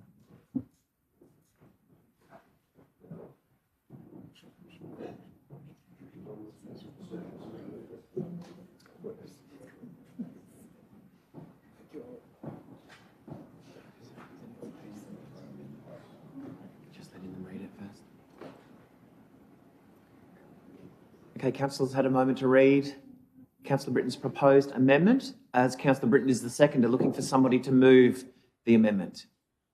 Councillor Pentridge, a seconder. Councillor Gibson. Do we speak to the amendment as the mover? Councillor Pentridge, is there anything else? It's pretty... Yep, Councillor Gibson. Any further contributions? Councillor Kai with a question around the amendment. We will get back to the motion. This is the... we'll get back to the question time. This is just approving the amendment. Yeah, and for further discussions as well. Yep. Okay. Okay, putting it to the vote then. All those in favour of the amendment? Those against? Councillor Walker against the amendment. So will now become the motion. It's carried. Okay, questions? Well, that's where we're going to first. I've got a question first from Councillor Harris, then Councillor Kai. Thank you, Mayor. I'm not sure that, how this will be answered. On page 138 of the development application as our attachments, there is a diagram that shows the proposed changes on the road with a dedicated right-hand turning lane into McDonald's, the removal of some bus fares, a right-hand turning lane for southbound traffic into Fosh Street. My question is really, looking at that same plan, we have ACL bearings where there is no provision for turning in as a dedicated lane, and more importantly, we have the new Northern Community Hub also shown on that map with no provision for turning lanes into it, into what will be an expensive, a well-used facility, one hopes. And I'm just sort of wondering, do we consider just this development application and the changes proposed to our road, And what does it mean in regard to the existing bike lanes, parking spaces? And I know the bus stop does move, just so that we can understand what's happening there. I'll let you answer that one before I come back to the second question. Thank you, Councillor Harris. Sorry.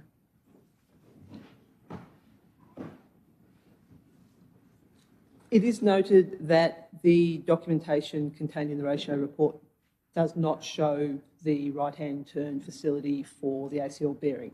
That, however, you will note from the amended conditions that have been included in the memo that was provided yesterday, has been addressed in terms of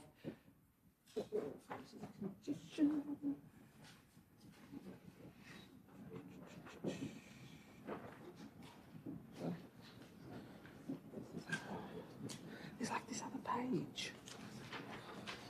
Okay.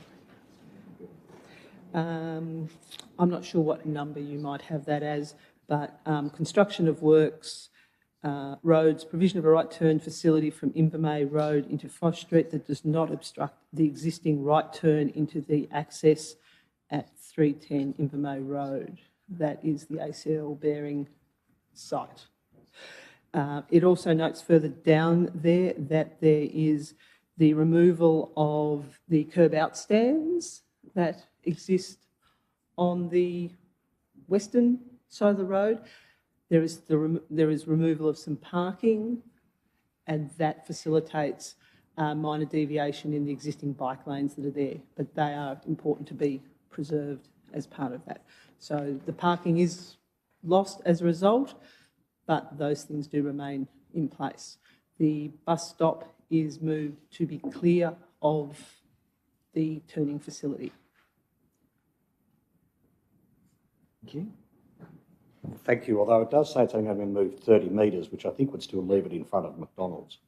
And as such, a bus stopping there would tend to be almost blocking the lanes, because we seem to have a right-hand turn lane into Fosh Street.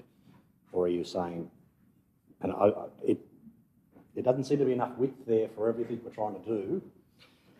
And in addition to that, my second question is the cars turning right out of the new McDonald's will have to cross the cars turning right into McDonald's. And so if you have more than one car there, the run trying to come out is just going to be blocked by those trying to turn in, and so therefore remain blocked for some longer time.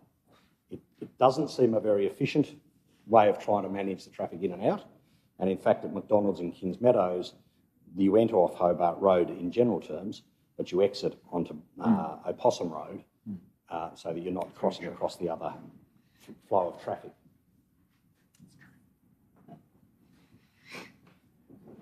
So I'm not quite sure I got all of that.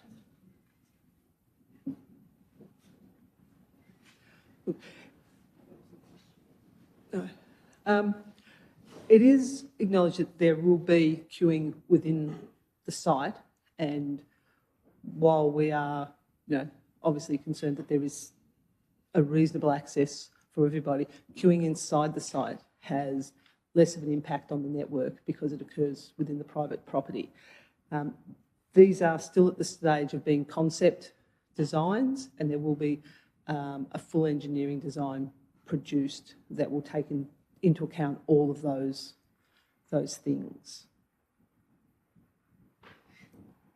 Further questions, Councillor Harris? Got a few lining up. Cool. Councillor Kai. Thank you. Seems to be a lot of issues with traffic and safety here. Now, as we are going to expect, there's going to be extreme queuing. There's going to be a lot of queuing along here. And if we have a look at the drawing here, I know that pedestrians will get priority, but once a car has queued on the footpath driveway to get out, the pedestrians are going to go behind the cars or in front of the cars to cross over to the other side, from one side of the driveway to the other side of the driveway.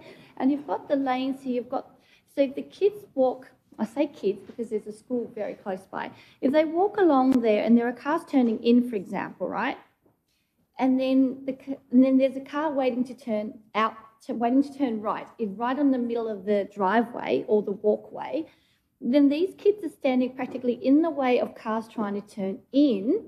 So they can either have to go behind that car or to go in front of that car, to go around the car that's currently waiting. And then you've got, it's very messy. Like, I mean, I can understand we've put C on there saying appropriate warning signs for pedestrians at the driveway crossing, but those signs are not going to make any difference to the cars that are already at the driveway waiting to turn out, especially the ones waiting to turn right. And for the safety of the children, unless McDonald's redesign that driveway where the crossing is behind the car, so you've got the cars there and then the children crossing behind it, make like a clear way for children to cross there. It's going to be very dangerous for the kids to walk along that driveway. There's a car there, and then if they don't want to go behind or in front of that car to cross, they're standing in the way of cars turning in. And especially students, they tend to walk in clumps of a few, so they're going to probably take up half of the driveway of the cars trying to turn in while they're waiting for the car to turn out to be able to continue crossing. There's sort of some of my concerns. I don't know if we're able to. So you're asking that as a question, is have those concerns been considered as a part of the engineering report? Thank you. I think the answer to that will be yes. Yes. No, I guess I reiterate the point before that vehicles have to give way to pedestrians as they cross the footpath. I understand that. What I mean is the vehicle coming has given way to the children or the pedestrians walking past, and then they pull up because there's no pedestrians walking right now. But then they've got to wait to turn left or right. So now they're actually on the footpath, they're on the driveway, and then more pedestrians will be coming because they're not going to be out in 2 seconds. So they'll be waiting to turn left or turn right, and then there will be more pedestrians coming up, and then now they're in front of the car that's waiting to turn, but they're also in the way of cars trying to turn in. Did that make sense? All right? I will attempt to work through that that would be not uncommon from the majority of commercial access points we would have. If we were to consider as a comparison the Patterson Street East car park, we have vehicles that are entering and exiting that site. Pedestrians will take some responsibility for themselves that if a vehicle is crossing the footpath as they approach, they will wait. I understand that I might, as a pedestrian, move behind a vehicle as it's waiting to pull out. There is only so much that we can actually do and condition around pedestrian and driver behaviour. We're putting in place the turning facility. We've made an amendment with regards to the signage and alerting those people exiting the site. They are the ones who have the most ready ability to be able to wait for those pedestrians to cross. It's also important not to overstate the number of pedestrians that are using the footpath. Yes, it is a busy footpath at particular times of the day. My lip reading's not very good. I was just going to say, there's another point to raise that's mentioned in one of the reports, talks around the peak timing for the restaurant is completely different to the peak timing for the pedestrian users of the schools, because primarily people are going to McDonald's at a lunch or a dinner kind of timing, or a lot more on the weekends, versus when pedestrians will be using the footpath around that school timing as well.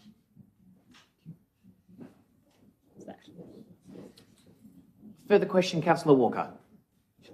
Yes, I suppose, to reiterate part of what Councillor Kai was saying, if I may, the example you use of Patterson Street car park, of course, is one single lane with a boom gate on it, compared to a 3-lane egress and exit with no boom gate on it. You've got cars turning right, coming north along Invermay Road, who, when they see a gap in the traffic, will make a bolt for it across the flow of traffic to get into the place.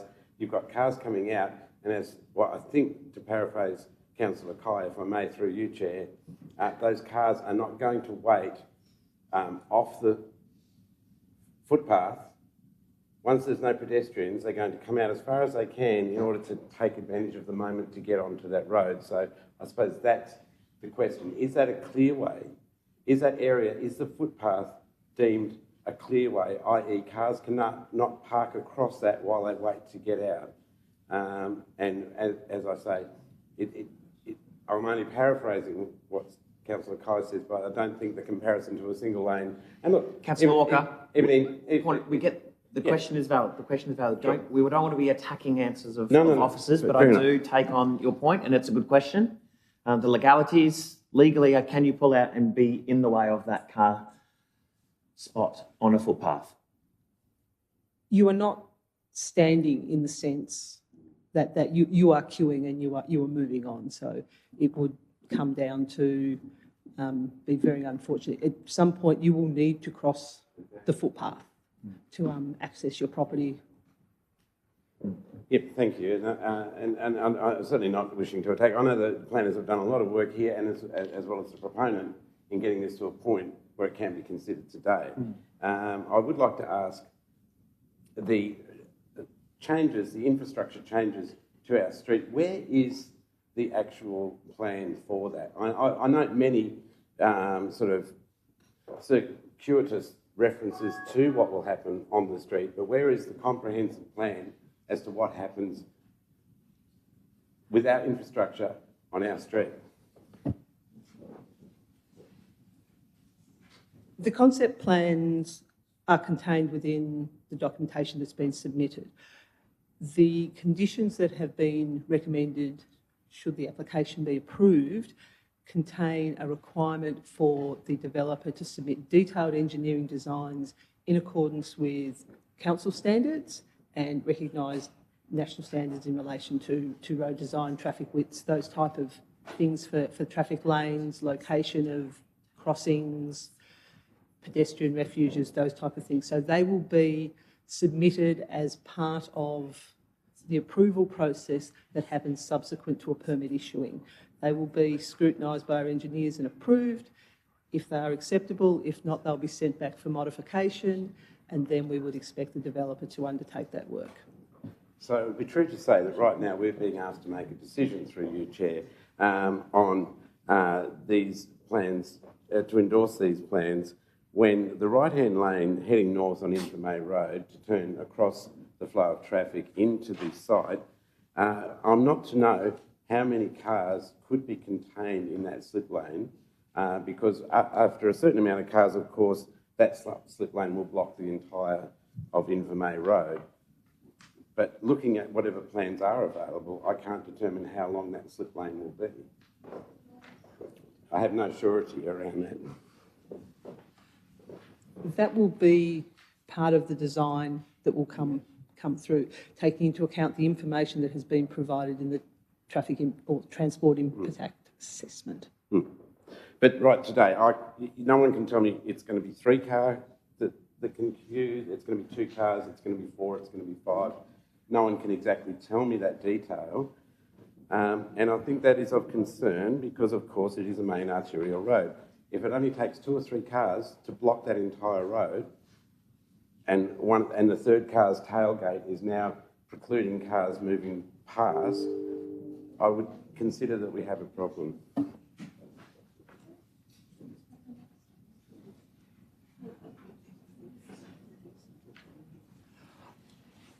Can I take a moment to consult the Big Blue Book? Yeah. Thank you. Certainly, I'm happy to be directed to the plan. Councillor Walker, I'd also point out this is the normal level of detail that we do have and we provide and ask applicants to provide as part of a development application process. And I do fully appreciate and understand, I'm not saying that anyone has been labs, but I'm just saying in order for me to make a decision today on a very busy road, arterial road, I would like further information when most developments don't have this level of impact, I suppose, potential impact.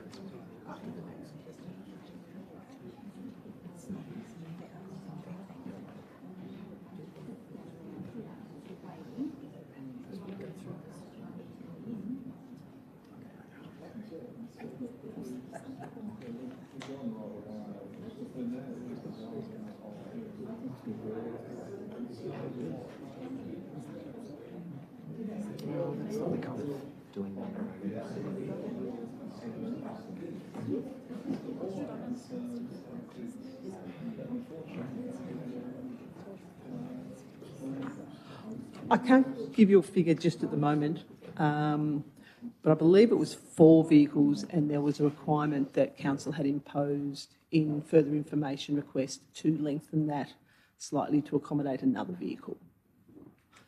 I can possibly help you out on page 45 of the proposed McDonald's DA submission from the ratio report.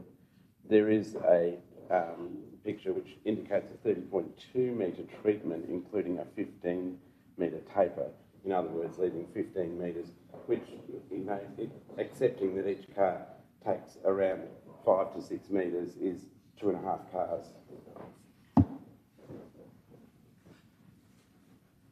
There was a further information request where lengthening of that was included.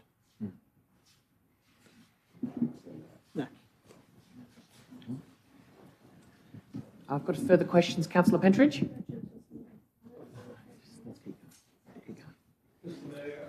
Having listened to all this, haven't we gone right away from how this all started?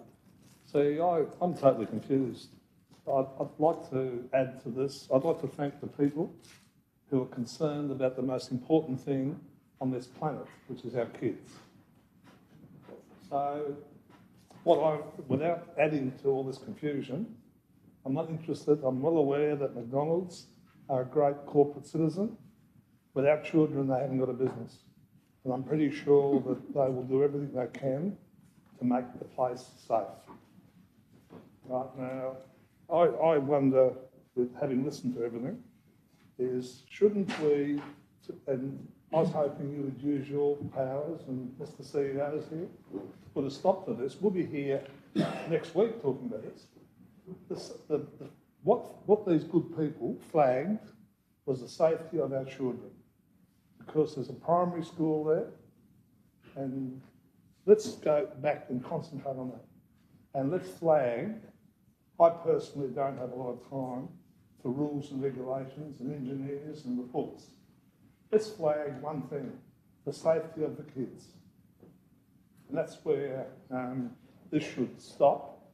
It's been designed, and as we've heard, we've done everything we can to make sure, but that doesn't mean that we stop there. Let's get on with it. We've made the decision that that's what we're going to put there against other proposals, which we're not going to go into now. Let's get on with making a decision, either reject it or approve it, and I'll be approving it. But let's flag the safety of the children comes in regardless of all the approvals and whatever happens from here on in. So if we can add something, and I'm pretty sure that McDonald's will do the same thing, and anyone else that's involved, I cannot see anyone who would disregard the safety of the children. So, if that makes sense. Thank you, Councillor Pentridge. Put a closure to the conversation. We're not redesigning the Traffic Act. We've got to make a decision here on an approval for a development. But the children's safety shouldn't be compromised. Thank you, Councillor Pentridge. So am I to assume that you are moving that the motion be put? Good, thank you. Okay. Good. Needed to be second. Yes. Second by Councillor Palmer.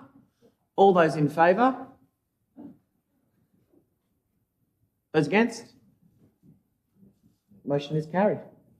No. Well, sorry. Sorry. Point of order. Yeah. The motion's not carried.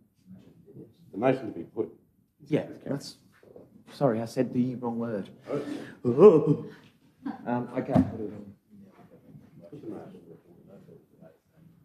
Okay. Okay, so now with that, we go back to the motion as put with the amendment and we vote.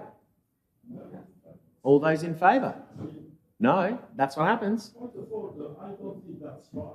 It doesn't matter if it's right. It's the meeting regulations.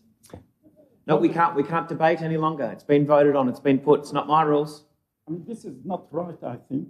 There is important topic to talk about, and you are not allowing us Not to me. speak. Not me. I think that's not right. The rules. There is important points. You can't just stop discussion. Redesigning what's already been designed. Well, I think... Okay, we're putting it to the vote then. All of those in favour? Those against? Councillor Walker, Professor Raze and Councillor Kai against. The motion is carried.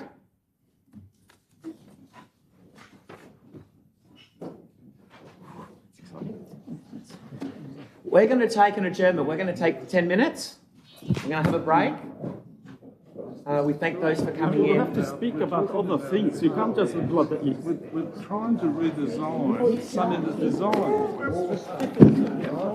Discussion.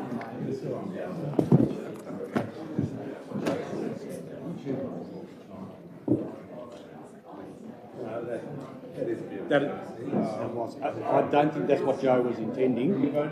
I know, but I'm also going to say, I was going to have another chat, but I was only going to respond at the end anyway, so. No, not like that. It's totally discussed. I hear you, George, and I tend to agree. I mean, what's that with all of it about traffic? We haven't even got to it yet. They have no, there's 2.5 cars, and as soon as you've got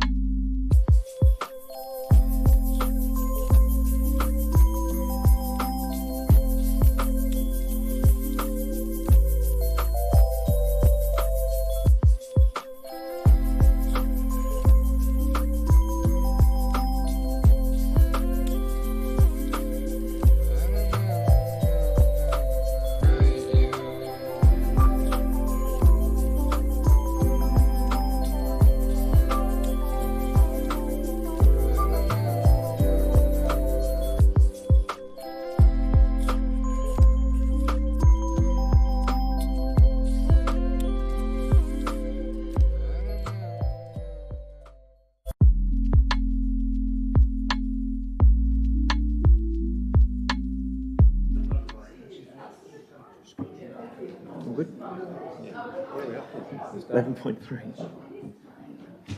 Councillors, reconvening at 11.3 in the agenda, noting that we are still sitting as Planning Authority. We're looking at 4 Hopkins Street, which is in East Launceston. Before we get to any recommendations, we do have some noted speakers. Just looking at my schedule here. Helen? Mrs. Capps? Thank you. Good afternoon. Helen Caples, and I live at 6 Hopkins Street. Look, it goes without saying that we really would rather not have had this build right in front of us. It's 3 metres from us and it'll be a huge white wall.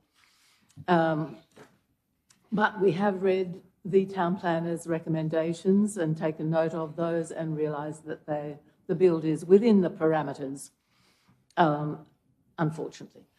But there are 2 things I would like to ask, and the first one is we have on the south side, there are 2 windows which do have a direct line of sight into our living room and main bedroom. Some of the councillors saw that this morning. We would like to formally ask council to require the applicant to make those 2 windows both fixed and frosted in some way. And secondly, the house is white. It's a beautiful house. Its roof is white and the walls are white, but the extension will obviously be white too. There's an enormous amount of glare, western glare from the afternoon sun that we will have from that. And we have noted on the town planning recommendations that they said the applicant would need to put in a non-reflective surface on that wall. Because the house is white and the roof is white, whatever that surface will be quite glary, and we will probably need to close blinds in the afternoon, which doesn't matter so much perhaps in summer, but in winter, when you're looking for as much sun and warmth you can get, it's a bit annoying. I would like to ask council to require the applicant to have some consultation with us as to the colour and material on that western wall, so that we may at least it may even be a pale grey. I mean, they will never see it because it's obviously it's closer to us than it is to them in a funny way. So they're my 2 recommendations, ask questions and requests, really. Thank you. Thank you very much. We've got Ms. Bristow. Good afternoon, Mayor, planners, councillors. My name's Natalie Bristow of Wilkin Design. I'm here on behalf of our clients to support the recommendation of the proposed development at 4 Hopkins Street. The proposed work is located to the rear of the property and is contained within a section of the house that was a later addition to the originally built home in 1900. This decision was made to minimise altering the original dwelling, preserve it in its form and maintain that presence along Hopkins Street. The materials are being carefully selected to contrast with the existing fabric of the original home without creating a deliberate intersection between the new and the old. While we acknowledge that any development may have some visual impact, we are confident that the scale and the bulk of the proposal has been thoughtfully designed to minimise those effects on neighbouring properties. The overall height of 6.1 metres is well within the 8.5 metre limit, with setbacks from the boundaries permitting the opportunity for occupants to view the sky from 6 Hopkins Street and not fully block out views over East Launceston. The light reflectance value of the colour-bond roof cladding is mid-range. However, it's important to note that the roof is wrapped in a parapet that effectively eliminating any glare to neighbouring properties. All cladding will be a matte in finish and further minimise any glare. The sloping topography of East Launceston generally results in some impact between properties, whether it be in the morning or in the afternoon. While the proposed development will cause some overshadowing, the shadow diagrams indicate that much of this is due to the existing fence between the 2 properties. The proposed extension only reduces direct sunlight into a habitable room for about an hour after 9 o'clock during the winter months. To mitigate privacy concerns, all windows on the rear and to the front, to the south, will be frosted glazing to a height of 1.7 metres above floor level or completely on that south side to navigate any overlooking of private open space to 6 Hopkins or 3 Sandon Street. We believe that this proposal represents a sensitive and thoughtful approach to balancing development and the preservation of the original dwelling, as well as the amenity of neighbours. We respectfully request your support for this development. Thank you. Great. Thank you. Are there any further speakers to the item?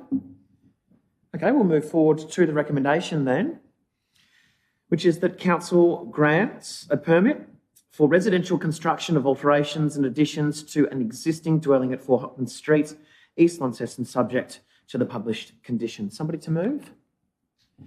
Councillor Pentridge has moved. Second, Councillor Harris. Councillor Pentridge.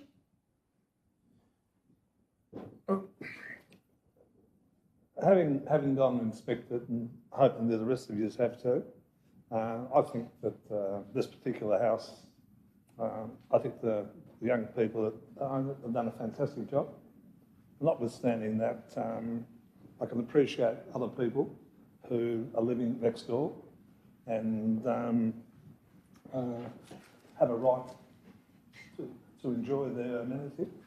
But I can assure everyone, and I have talked to Ben, he is assuring me, and I've had a little bit to do with him over a period of time because he runs a concrete plant. I think he's a man of his word. He assures me that he will do everything he can to help and try and get on with his neighbours. And I think we should remember, considering we all come across situations where the parties are adamant to disagree. I'd like to think in this case, and from what we've just heard, that the parties will work together and hoping they end up with a win-win situation. Thank you, Councillor Pentridge. Councillor Harris. Thank you, Mayor. Yes, and thank you for those 2 speakers. It's good to hear, in fact, the second speaker say that the frosted glazing has been agreed to as far as the overlooking on those windows. However, I think the neighbour may be disappointed that the windows will probably still be opening. I did notice they just agreed to the frosting, but that's perhaps up to you to discuss with them.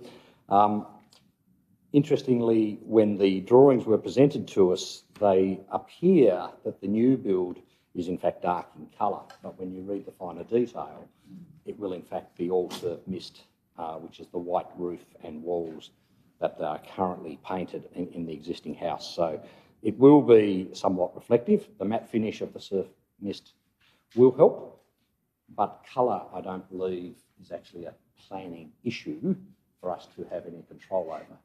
So I think whilst we understand it, I don't believe that planning, so I might leave that as a question for us once I finish speaking. Other than that, I think this is a good development that is somewhat sympathetic, but nevertheless will impose change on the immediate neighbour. But that is the nature of inner city living. It does meet the planning scheme, and despite our own personal thoughts of what that may or may not mean in regard to the neighbour's privacy, right to sunlight and what have you, we must agree or must abide by the rules of the planning scheme. And in fact, even on the shortest day, the large lounge windows at number 6 Hopkins Street will still receive sunlight from 9 a.m. onwards. So from that perspective, it meets the planning scheme guidelines. So I will be supporting it today, but I am interested just to understand whether in fact we have any control over the colour under the planning scheme. Thank you, Councillor Harris. Executive Leader, to your team. Apologies. Sorry, Can we control the colour? Yes or no? in some aspect, because what we're looking at is the performance criteria, which looks at your visual amenity. And I just would note that as part of the conditions recommended, condition 4 does look at external finishes when facing the western section. So if I can just read it, it's prior to the construction commencing, a revised plan showing the western facing sections of the extension finished in non-reflective finishes. The plan must be to the satisfaction of the senior lead of city development. Thank you.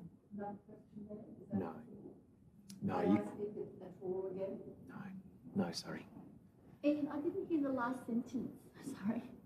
So that's okay. So essentially, it's the applicant would need to provide a new plan showing the finishes and the non-reflective finishes, and that will have to be signed off by the leader of city development, which would be Richard. A follow-up question. Just a follow-up question about that. Is a matte finish colour bond considered a non-reflective finish? Can't say yes or no. What I can say is we'd require new plans to come in demonstrating how it's non-reflective, and we'd have to consider that at the time. Thank you. I've got a couple of other questions.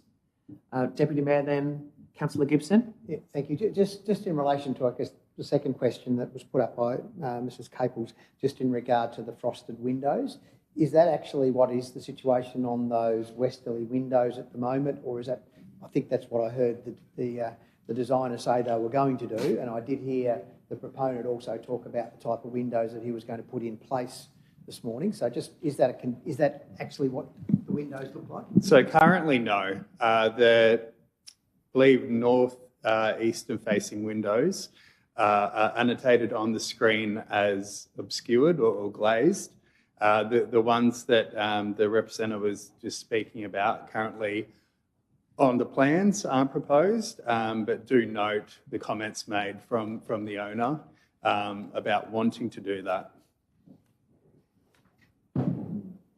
Thank you. Councillor Gibson, question? Thanks so much. 3 questions, and I'll start by following on Deputy Mayor's question, notwithstanding Councillor Pentridge's mates with them and said that it'll all be okay anyway. But with regard to the tour of the bus, there was some thought around conditioning, the opportunity to condition with regard to the windows.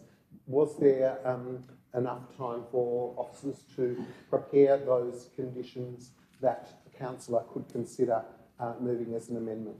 Yes, we have. I believe we've sent them through to Councillor Harris. I would note, though, the only window that we identified in that condition was W7, which is the stairwell window, and not the bedroom window. Thank you. And so the other one would have been 6, is that correct? I believe it's 8. Oh, it's 8.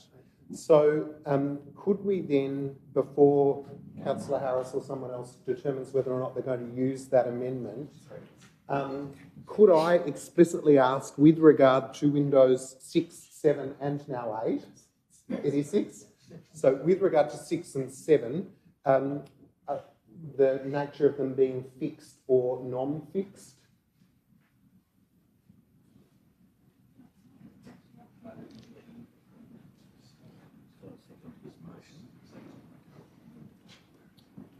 From the plans that were advertised, 7 appears to be fixed, however 6 appears to be able to open.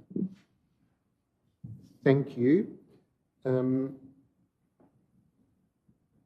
Great.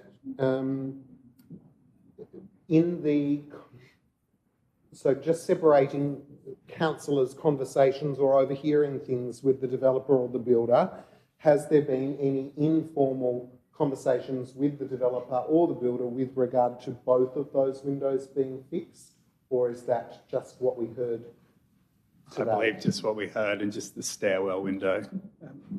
I think it's important to know, if we go back to the scheme, to understand what's an acceptable solution for a window in relation to a boundary. Now, the stairwell is at 2.645, so that is within the 3 metres. So windows within 3 metres are required to be treated.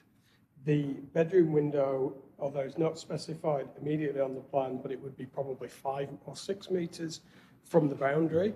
Now, we don't normally consider windows 5 or 6.1 metres from the boundary. We don't normally consider windows 6.1 metres from the boundary to be sufficiently close to trigger overlooking. So we would deal with windows within 3 metres of the boundary, and that was the discussion that we had, and that was the agreement that we've received from the applicant. Great, thank you. Notwithstanding, so thank you. Question 2, notwithstanding 8.4.2 is the standard that we're being asked to consider with regard to the planning discretion that's triggered. The comment in the officer comments with regard to amenity, the amenity is being considered as required by the provisions of the scheme.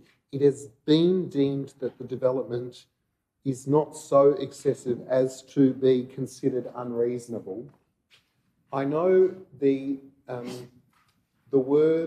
reasonable test is subjective, and that the comments made with regard to the neighbour at 6 still being able to see the sky whilst appreciated, I wonder if the unreasonable loss that I consider that neighbours at 6 particularly will incur, is there any opportunity to consider fixing that additional window to help alleviate the loss that they are going to experience? I think the difference between the two windows is that one requires a discretion to be exercised, which is window 7, and one is deemed to comply, which is window 6. And the council officers would not recommend that we try to modify things that are deemed to comply. I think that would be a potentially an unsustainable thing. Where there is discretion, we have recommended that we think, given the circumstances, we didn't believe it was unreasonable, but it would be open to the council to form a view that wasn't the case, given there is a discretion to exercise. Thank you, appreciate it. And my final question, it's been covered partially. It says that the plan must be to the satisfaction of senior leader city development. Do the representatives have any opportunity to engage with the manager of city development with regard to colour and finish? Not normally. In certain circumstances where there is a particular issue, we can do that. But where things are relatively clear-cut, not normally. It's not unusual, and lots of conditions have that statement. So not all of them relate to issues of neighbours, but where there is a significant issue with neighbours, we have been known to take that advice or consult, but it's not a matter of course. Thank you. Councillor Kai. So similar questions to Councillor Gibson regarding windows 6 and 7. So today at the site visit, I might have heard wrong, but I also thought that the owner said that both the windows 6 and 7 was going to be fixed and frosted. So obviously I might have heard wrong, but that was the impression that I got as well. And I know that we don't need to with windows 6 because it already complies, but is it okay to ask, like, the owners if it's okay if they would make 6 and 7 both fixed? I mean, doesn't hurt to ask the question. Thank you. I guess when we make an assessment, we make it off the plans that are provided. That's what we need to look at. With the plans that went out to advertising, there were 2 windows specifically identified to be glazed and obscured. They weren't 6 and 7. Now, it's not unusual, however, when someone's going through the planning process to change their mind through, or perhaps they have an idea after the fact that they've lodged an application, or perhaps their draftsman's created the plans, then they've had the idea. However, I guess what we'd be looking at, or what we make the determination on in the assessment is, are the plans advertised, not necessarily what someone might do. And I mean, it does happen, people do after the fact, and they might put in glazed windows, but the approval, unless there was a condition specific to that, wouldn't require them to do that. So will council still speak on behalf of the neighbours and ask if they could do that? Will we do that little extra step and ask? Generally, we wouldn't know. And one more question. The definition of non-reflective, could Richard explain?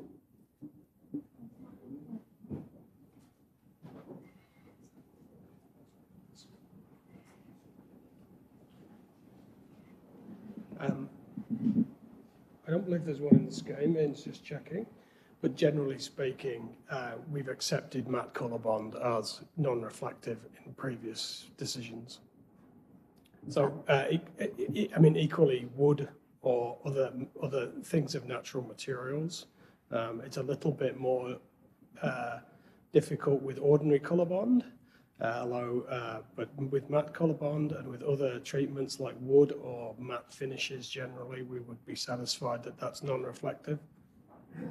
And due to the proximity of the wall practically being nearly on the boundary, would it be okay for you to actually speak with the neighbours as to colour-wise along there? I mean, if it was a little bit further away, then it's a bit further, but this is practically in their face. So I was wondering whether, you know, as a courtesy, not that the owners are going to ever see it, it's on this side, to actually talk to the neighbours and just see what they would like, rather than doing something, spending thousands of dollars, and then it's not, maybe what they want is cheaper than what their original plan is, for example. So it would make sense to go and talk to them and come to a conclusion where both parties are happy.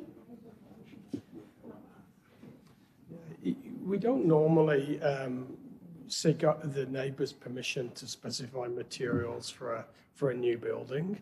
It would be desirable for the neighbour, the applicant and the neighbour, to discuss it before coming to council, and if there was evidence of an agreement, that would make it a lot easier to determine it's okay. So I think that would probably be the best course of action. We wouldn't normally seek approval of the neighbour of materials for a house. It must be non-reflective, but, you know. So could I just say... That would be an unusual precedent to set, that the neighbours had It to would be, yes, determine I the understand. appropriate colour. But if we could just recommend that if you could go back, or if somebody could just ask the... Well, we could certainly ask the applicants to talk to the neighbours. Yeah, thank you. That was all I was asking. Thank you. Thanks, Councillor Kai.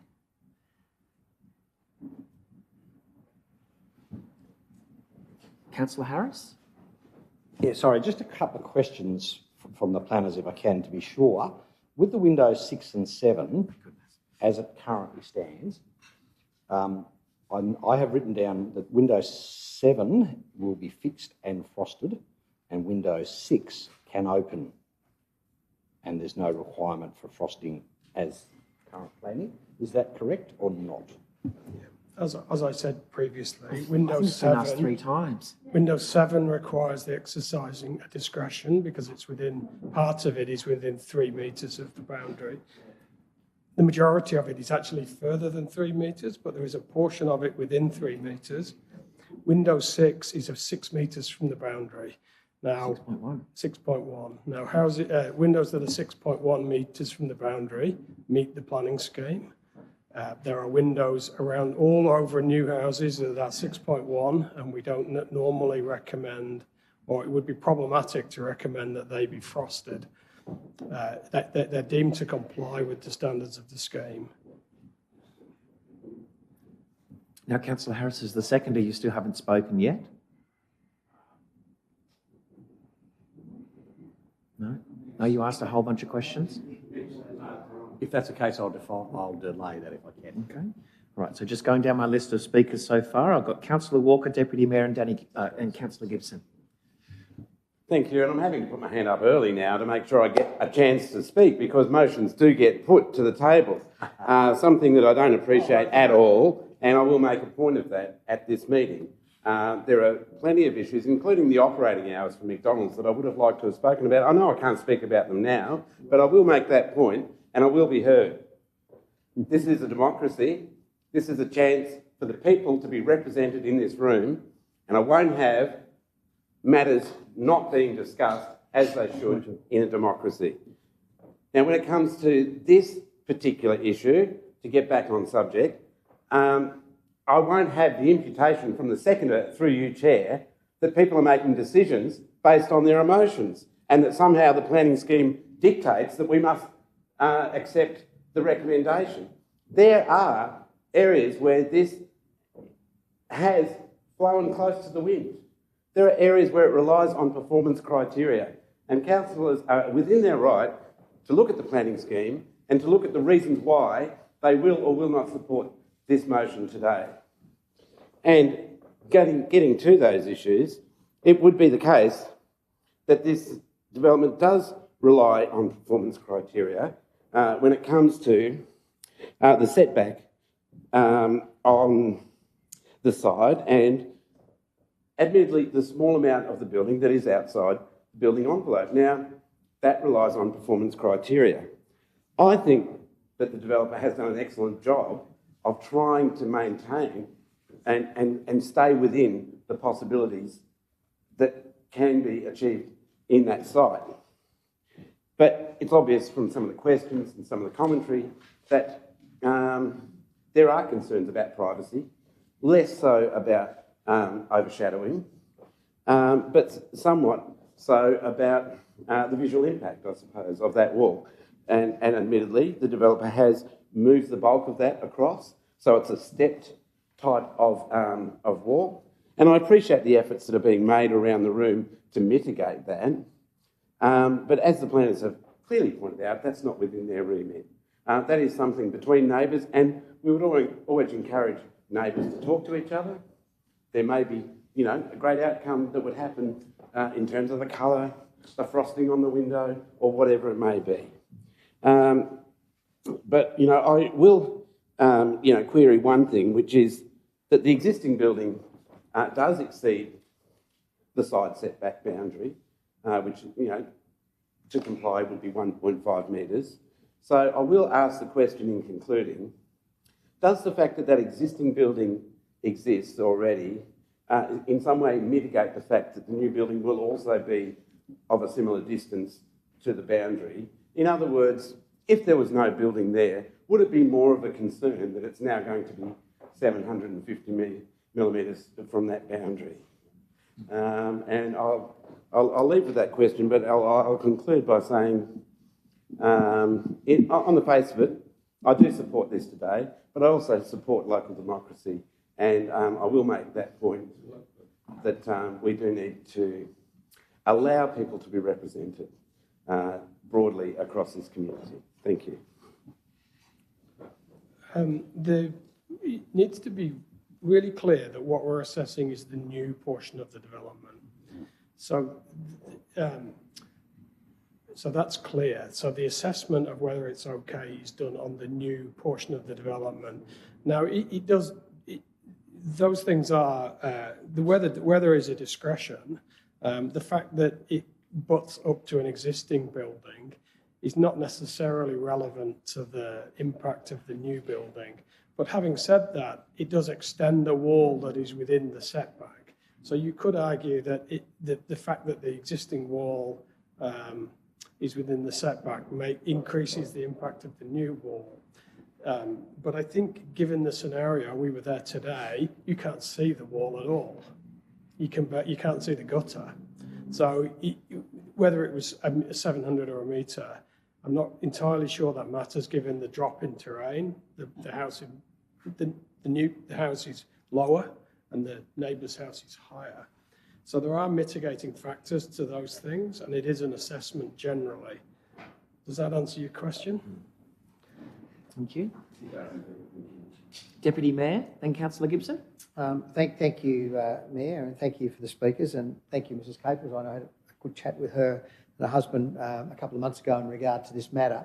And again, I think they've come to peace with the fact that this is going to happen, and all they've done is asked, and we've got very close to what they need and what they want. There are two things, and I understand the opportunity or the options that have been discussed by the officers, and my thinking is the designer is here, she's heard, and hopefully she'll take that back to the proponent in regard to window 6 and in regard to the colour scheme. And I note that we've still got to sign off on that basic colour scheme anyway. So I think their issues have been heard. I think from what I'm hearing from our officers, we can't condition those things because they're within the scheme. Therefore, I just hope that by the fact that we've sat here today, we've listened to each other, that the conversation will go on in relation to those matters. So otherwise, again, if I was having it built in front of me, I'd be like the Capels as well. I'd be a bit upset because it's just making it different for me, and it's going to put a big wall in front of me. But having said that, we also know that the scheme is the scheme, and Ian has applied that in a really judicious way and looked at it appropriately, tried to deal with things as best he can to get the outcomes. It seems to me that the designers have taken into consideration a number of those issues to deal with those and mitigated.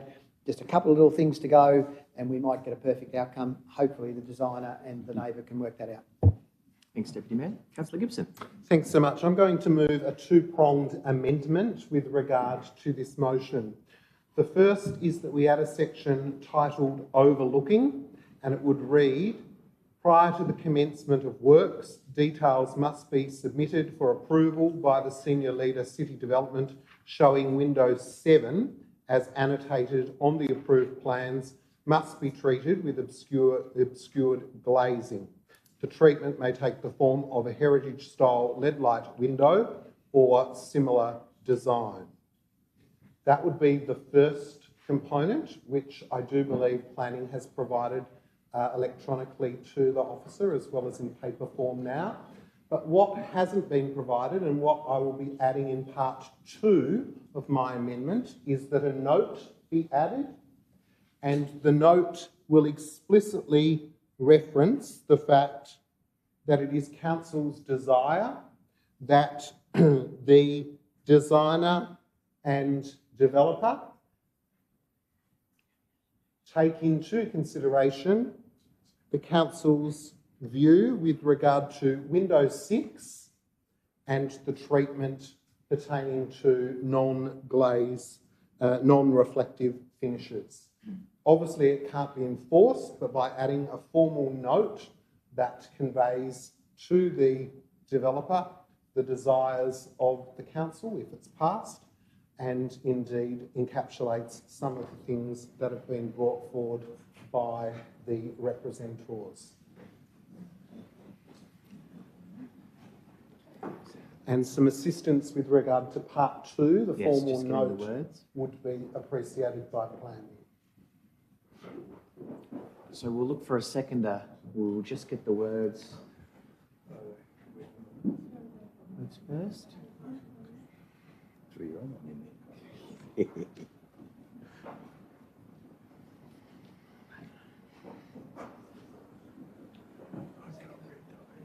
They don't know what we're seconding yet. They just want to have the words right first.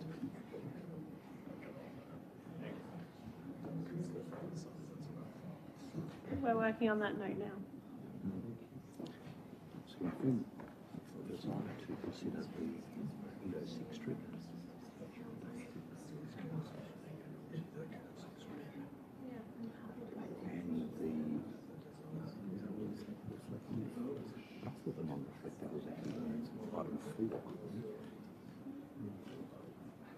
Explicitly the colour of the non-reflective finish.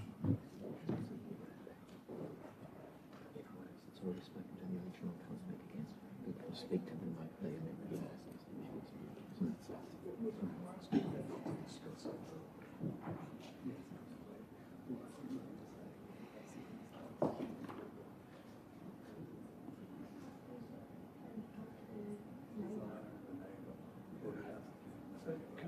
Can you speak on the amended one, which is only on the amendment, I guess?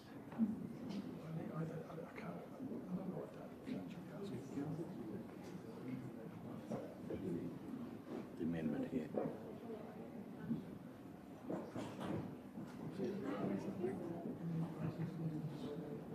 Yeah, they just read. Someone going to second it though?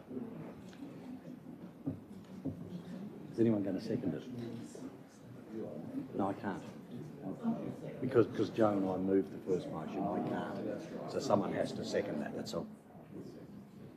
Okay, good. Yeah,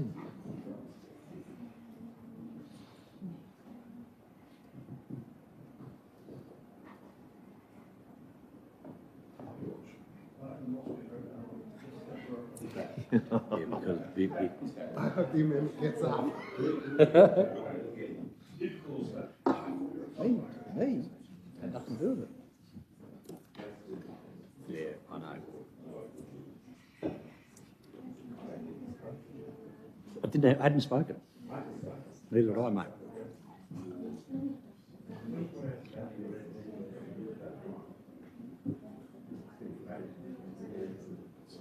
Well, it's not very residential, other than some units over the fence on the southern side. The rest is surrounded by builders' units and light industry. Yeah, and so you've got the units on the southern side. Across the road is, yeah.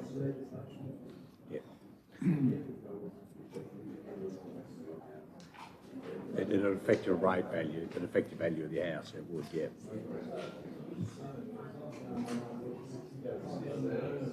And probably on that, it would actually be a negative on those properties directly on Fosh Street. On Fosh Street. Yeah, what he's saying is probably right, but the ones directly opposite would be negative. But what will happen is they'll, like the one next to the corner, which is a dentist, you'll probably see more development of business, I think, out to that front. Biggest problem I see is the road and what's going to, and how it gets divided up.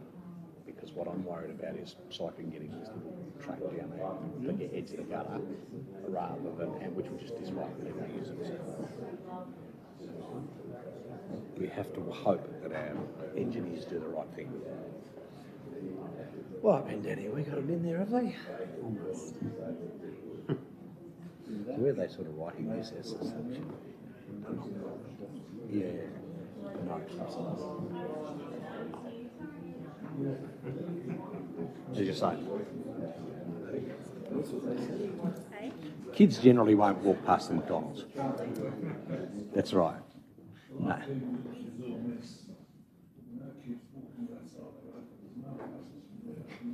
Well, there's Grub Street. Yeah, no, there's Grub Street, a bit further, just past the exchange, the Telstra Exchange is Grub Street. Yeah, but if you're a parent there, you tell them to go through the new community hub into the back of the oval to get to school, so you wouldn't go past Macca's. You'd go through the back way. But until that community hub's open, then there's a bit of a problem, but other than that, you'd go that back way. So I'd look to see what you do. No, you don't need to.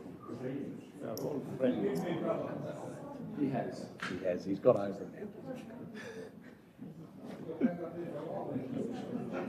The old hack was cut off. So if I just draw your attention to the screen, the words are just about to appear.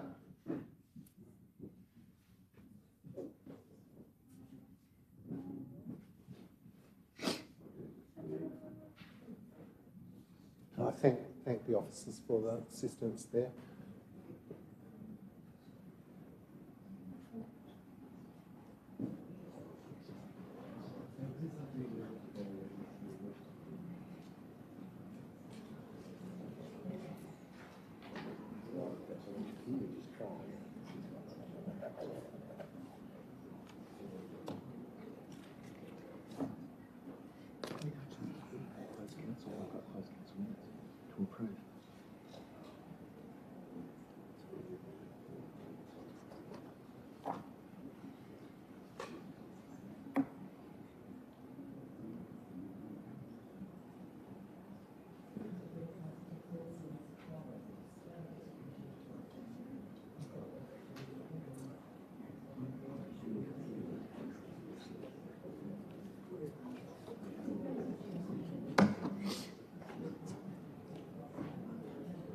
I think we're in the wrong one.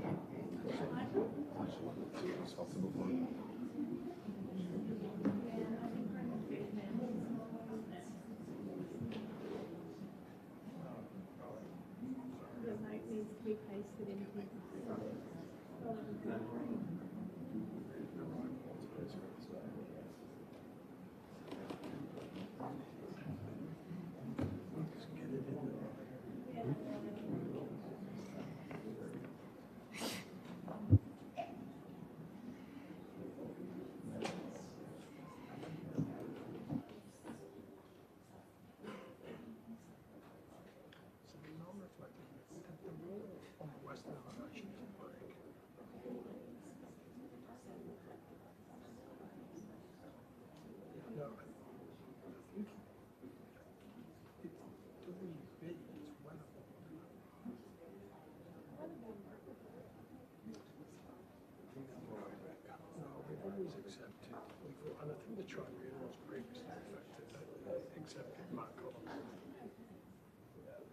does have a reflective, yeah, but I think it's sufficient. They're worried that it's going to be bright light shining.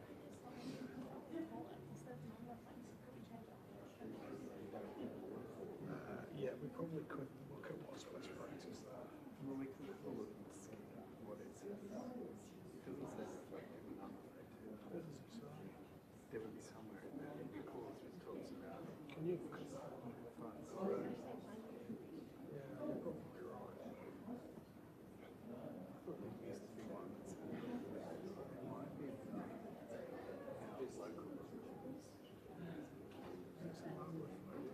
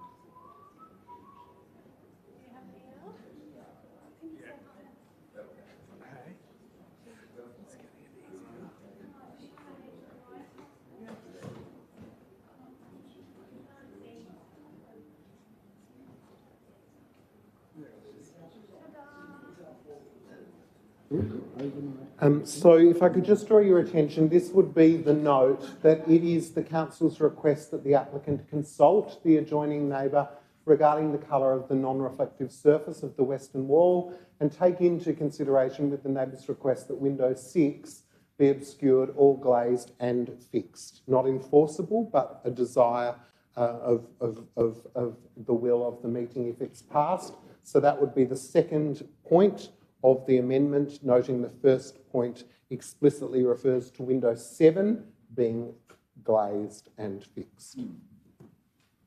Thank you. Councillor Gibson has moved, seconded by Deputy Mayor. Councillor Gibson, anything further as the mover? Anything as the seconder? Further contributions?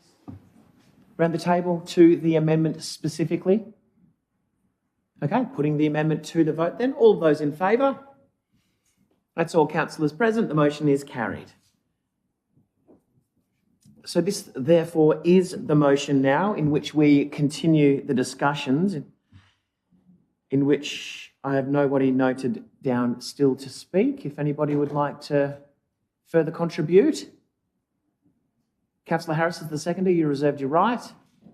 I did, and I will just speak briefly. I think Councillor Gibson's amendment satisfies what I would wish to do and wasn't able to move myself with regard to window 7. So I thank him for that.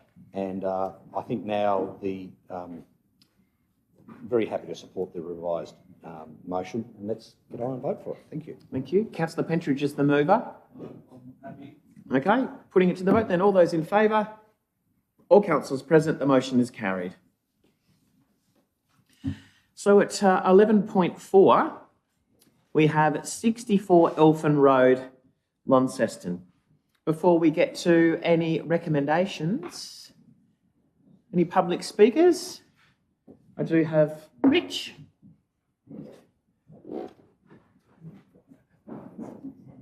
11.4 is the doctor, skin clinic. Good afternoon, Mayor and Councillors. My name is Mitch Roberts. I'm a building designer with Prime Design in Invermay, and I'm here to speak in opposition of the Planning Officer's recommendation to refuse the application for a medical centre at 64 Elfin Road. Point 1, local area. We believe the Planning Officer's interpretation of the local area is too narrow. Council should view the local area as being the surrounding suburbs within a 10 to 20 minute driving distance of the subject site. Item 2, impact on character and residential amenity. The character of properties fronting Elfin Road between Littleton Street to the west and Claremont Street in the east is no longer predominantly residential. There are more non-residential uses in this strip of land than there are residential properties. Council has, by virtue of approving previous development applications, allowed for this gradual change to occur. This application does not alter the character of what is already present. The existing character along the strip of Elfin Road is classed as business and professional uses, generally medical related, in converted dwellings. Dwellings to the south and east of the site access off Claremont Street and have no relationship on the character of Elfin Road properties. Houses on Claremont Street are located on the front of lots away from the medical centre. The houses have boundary fences and won't look into the proposed car park. The adjoining house at 62 Elfin Road is located next to an existing chiropractor. The scheme requires Council to consider what is the existing amenity and whether this proposal will unreasonably impact that amenity. This house has all their living areas set back from the medical centre. The rear yard already looks over the car park of the chiropractor. 62 Elfin Road already experiences traffic noise from Elfin Road. The test under the scheme is one of reasonableness. The scheme does allow for some impact on amenity. However, this impact cannot be unreasonable. An unreasonable impact is one of severe hardship. This application is consistent with the zone purpose statements under 8.1.3 of the zone. The application has demonstrated compliance with 8.3.1 P4 of the scheme and should be approved. Should it be possible to defer the application, the applicant is willing to sign an extension of time to provide an opportunity to discuss the proposal to achieve a positive outcome. Thank you for your time and consideration. Thank you. And with no further speakers noted, we'll move to the recommendation. The recommendation is that Council refuse a permit for business and professional services, change of use to a medical centre and associated alterations and additions to the building and developing associated parking at 64 Elfin Road, Launceston, on the published grounds. Somebody to move. Councillor Pentridge has moved. A seconder. Councillor Harris, for the sake of debate, has also put that one forward as a seconder. Councillor Pentridge. Look, I've got a... I'm trying to think of the appropriate way. Look, knowing that particular house and a couple of friends, well, I say friends, children of the occupants have been my friends for 40 years. That house has passed its use by date as far as a residential home. And I'm just a bit disappointed in our planning, which won't be the first time. Councillor Pentridge. Sorry, well, I'll withdraw that then. It's a perfect redevelopment of the medical facilities that we desperately need in Launceston. I mean, it's got a, unlike some of the other sites, it's a huge backyard. There's ample parking, a little bit of extra traffic on that road. There's going to be nothing. And I think it would be a sad opportunity if we miss an opportunity where we can get more medical practitioners that make Launceston their homes. So I'll be, I think definitely that we should be. So Councillor Penchich, might you say you're foreshadowing that if this fails, you are going to bring forward the motion for it to be approved? Yes. Okay. Yes. Thank you. Yep. Right. We'll leave it at that. Yep. Councillor Harris? Thank you. An interesting step. I'll be supporting the motion as proposed to deny the application on discretionary use and non-dwelling development. Our city has for too long allowed the ribbon development along major arterial roads destroy residential areas. At some point, we have to put a stake in the ground and say no more. And I believe that at 64 Elfin Road, we have reached that point. 62 Elfin Road is still a residential property, as is the one on the other side as well, up to Claremont Street and beyond.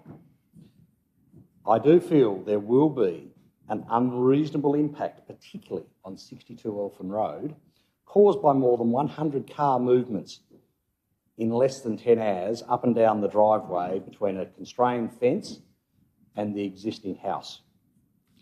This isn't a suitable place for what is not a local service. I'm sure when the planning scheme was first designed, the local doctor operated as a single practitioner with his wife or a nurse as his receptionist, and locals walked to that doctor in much the same way that a newsagent, or in today's terms perhaps a cafe, serves that local traffic area where people are able to walk or drive a very short distance to it. However, we have seen, particularly with medical services, the amalgamation and the demise of the single doctor.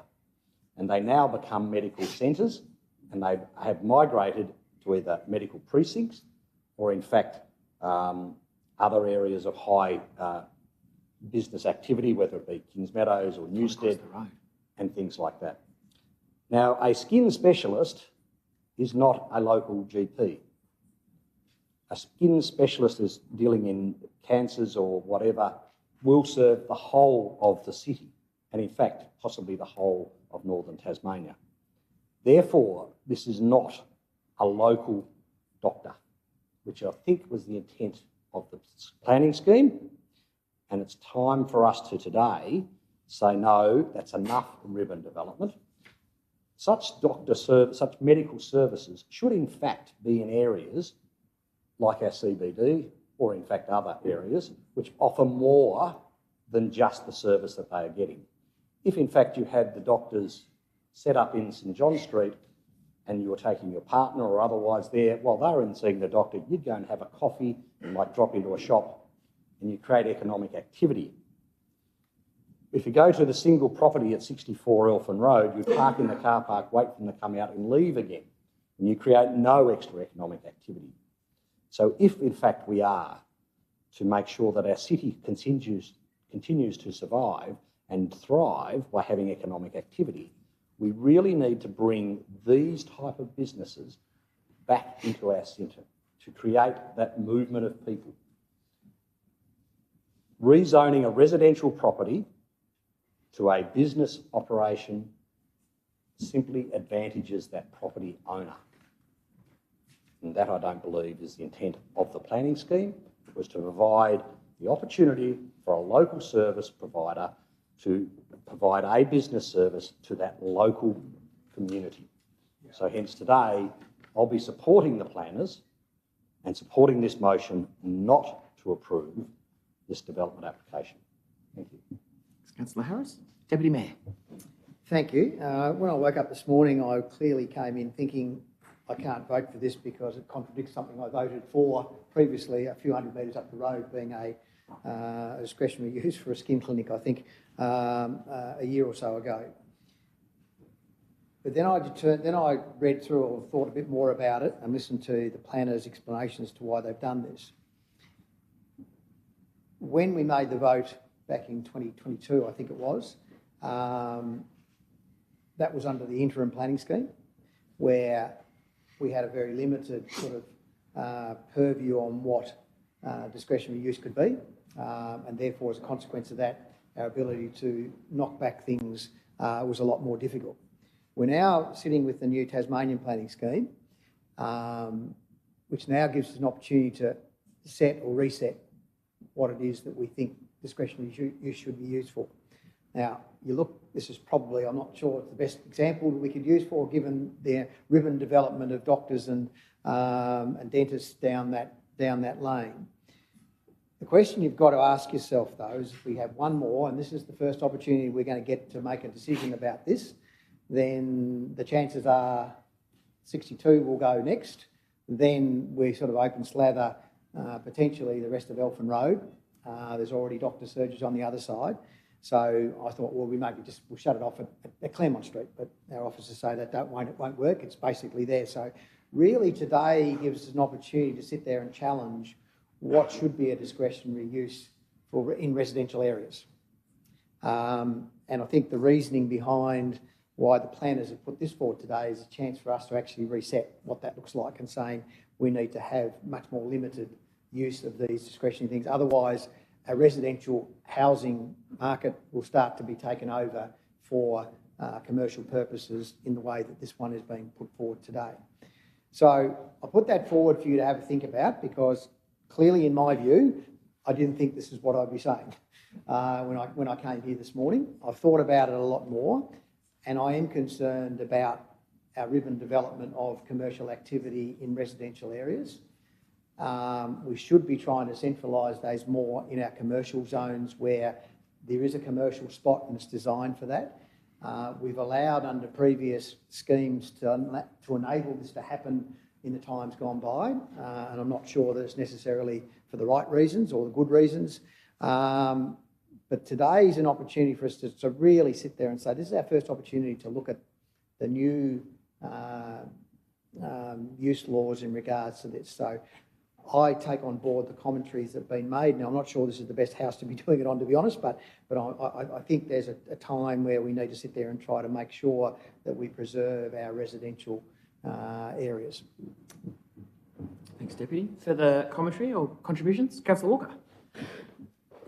Thank you, Mayor. Just briefly, I will be supporting the recommendation to refuse. I don't blame the developer at all. It would be reasonable to think that, you know, you could buy a house in that area with numerous medical facilities and expect that that would be a purpose that would be approved. But the planning scheme has changed. We have joined the statewide planning scheme, and under general residential, these provisions are there. I would say the council, as a council, we have been remiss in not identifying areas where we would like to see. I know we have done some work in that area, but obviously not enough if we want to talk about precincts, if we want to talk about giving people alternatives.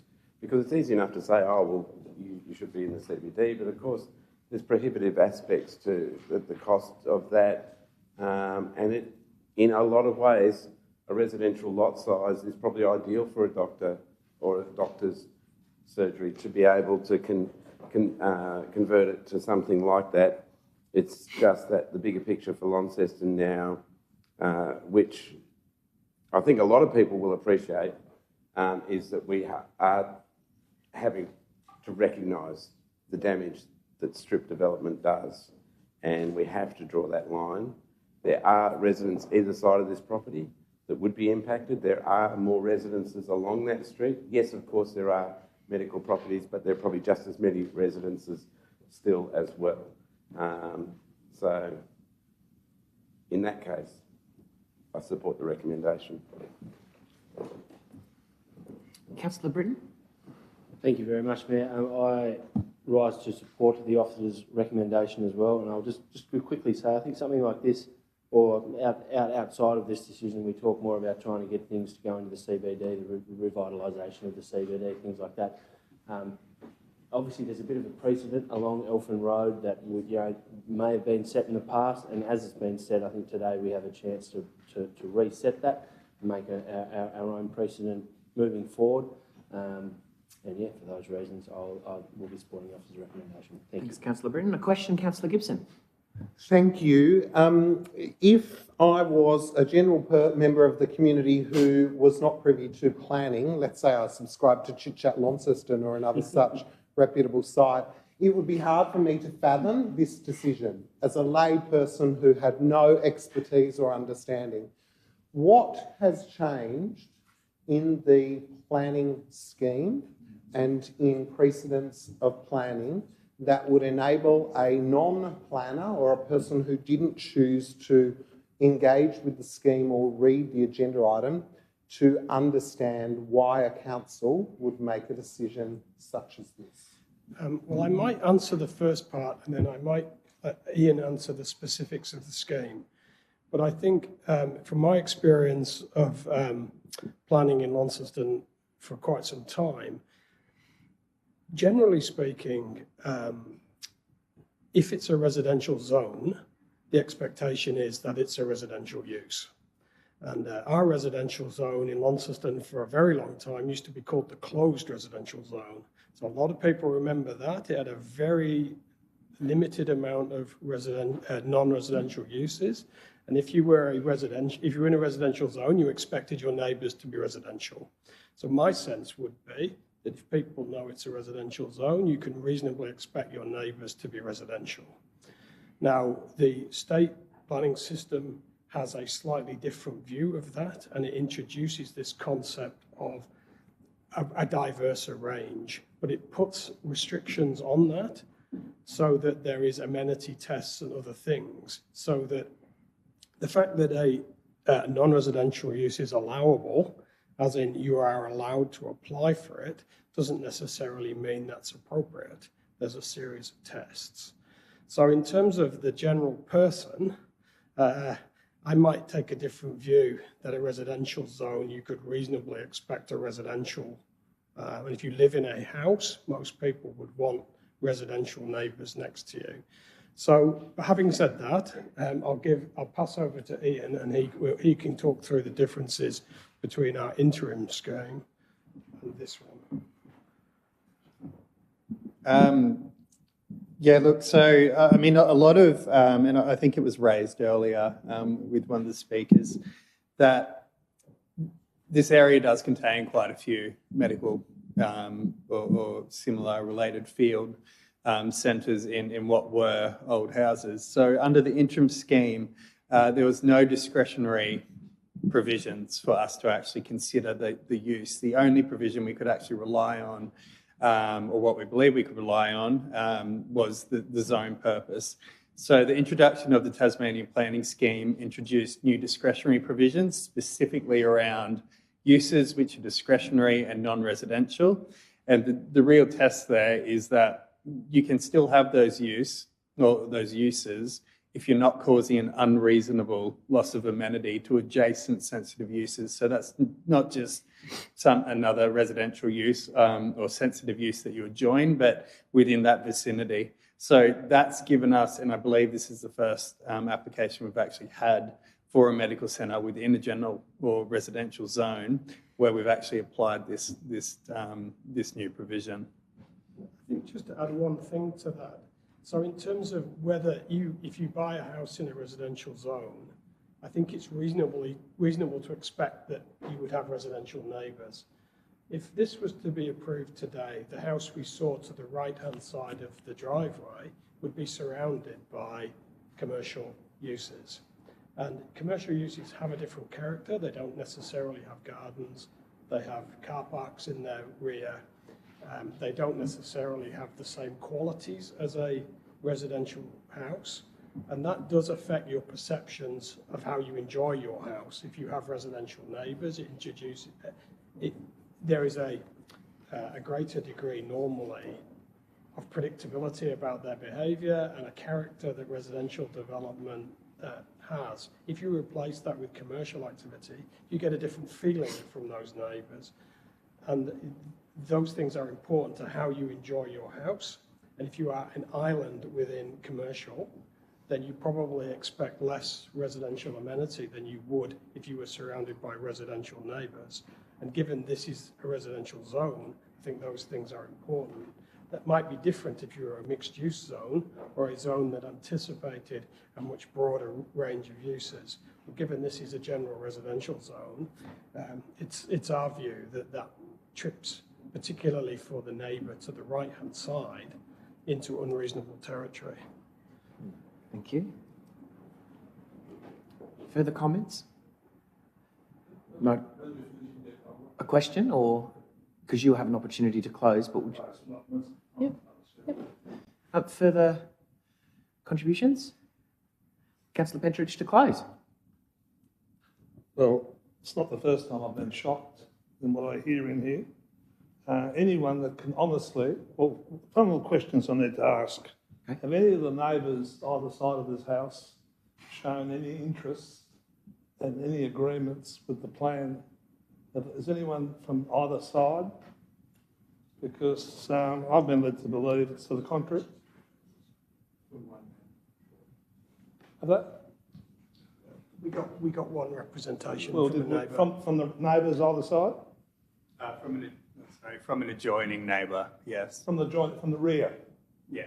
That's right. So it's not either side, it's from the rear. Well, talk about grasping at straws, right? I mean, what we're doing here, I can't believe that what we're doing here is a time when we need medical practitioners, that we are turning around and opposing or losing an opportunity. Who can honestly suggest that we're going to turn that house into a beautiful residential place? It's never going to happen. Nobody is going to buy that house. The house needs some major renovations to it. It's had no work done on it for the last 50 years. I was disappointed to hear one of my colleagues here, although I hear a lot of comments made. I can assure you that the owners of the house, the amount of money that they've sold that house for, is not a big amount of money.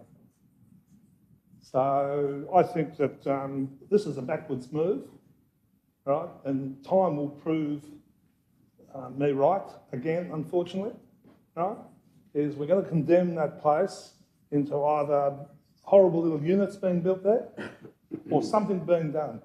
There's not a building on that site. And as I've said before, I'll supply the bulldozer free of charge to bulldoze the whole lot down. We've got a doctor or some medical practitioners that would have the money and they desire the site. They could put a lot of work into that facility. They could clean it up. They're not talking about pulling the building down, and it would be a win-win for all concerned, and it would also fit in with what is in that area. To turn around and to knock it to go along with the recommendation is disastrous. But so be it. Let's see how it goes at the end of the day. Right? Thanks, Councillor Pentridge. Thank you. Okay, putting it to the vote then. All those in favour? Those against? That's myself, Councillor Pentridge and Councillor Palmer. The motion is carried.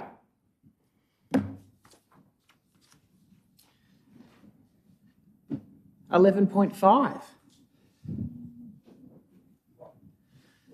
We have 30 Marino Street in Kings Meadows. Councillor Pentridge has declared an interest. Thank you, Councillor Pentridge. I've got no noted speakers. Just double check. So we have got the recommendation. So 30 Marino Street, Kings Meadows. The recommendation is that Council consider the merits of representations received during the public exhibition period and recommends to the Tasmanian Planning Commission that the draft amendment be approved as certified and exhibited. Moved by Councillor Dawkins. Seconded. Councillor Britton. Councillor Dawkins. Let's see if we can have an uncontroversial planning decision made today. I'm pretty good. I'm pretty sure this is the one if we're going to have one. So we've already spoken about this twice in an ordinary council meeting. We've workshopped it. We've done everything that we can to initiate this planning scheme amendment. It's been the same two issues that have come up. Loss of amenity to Ridgewood Lane and the natural values. Natural values haven't been dealt with because we now have the priority habitat overlay. So in fact, there are more protections offered under this rezoning from light industrial to low residential than there were in light industrial. I think that's all there is to say. So let's just get this on. Am I asking that you put the motion as put? Sorry, too soon, too soon. Councillor Britton is the seconder. Further contributions around the table? Nothing further to close? Okay, putting it to the vote. All of those in favour? Those against? Councillor Kai against. The motion is carried. Council no longer sits as planning authority. Councillor Pentridge wouldn't have had time to sit down yet. There he is. Okay, announcements by the Mayor at 12 are published as a part of this agenda. 12.2, we have a mayoral report. I'm going to vacate for the Chair, declaring an interest that that this is my report, so I'm going to move it. So, Deputy Mayor, if that's okay. Is there a seconder for the motion? Yes, what? Thanks, Councillor Palmer. Anything you want to talk about your report? Oh, the recommendation and the report's there. I'm happy for any discussion or questions to be asked. Question, Councillor Harris. Thank you. Yes, this report contains a number of recommendations which I assume will require officer time to do that. Has there been any discussion about this within the council to see if we have the opportunity to actually do what is recommended here?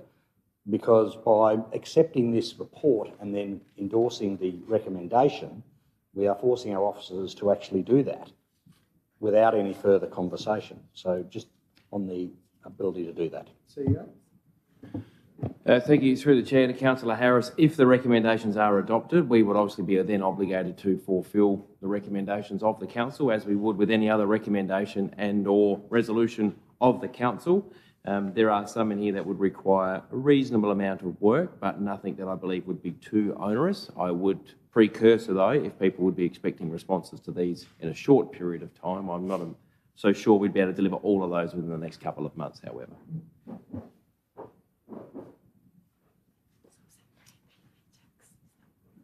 Yeah, I think we're going to do that. So, seconder of the motion, Councillor Palmer. Any other questions, comments anyone has to make in regard to the matter? Anything for you as the closer of the motion?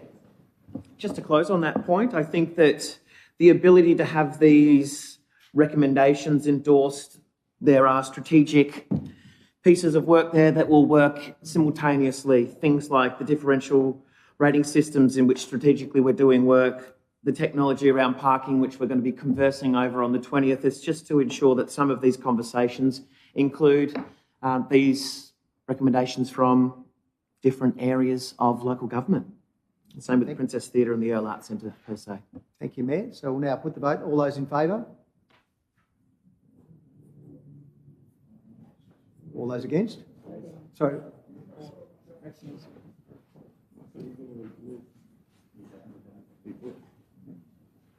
So hang on. Well, let's go back in. All those in favour of the motion?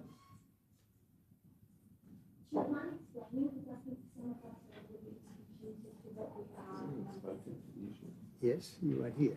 I know, I'm asking if anyone's Yeah. So the decision to the statement is to consider the report provided by Mayor Councillor Garwood, including the approved attendance of National Local Roads Transport and Infrastructure Congress in Margaret River and meetings with various local government authorities in Western Australia from December 2 to 4, 2024. The Chief Executive also accompanied the Mayor.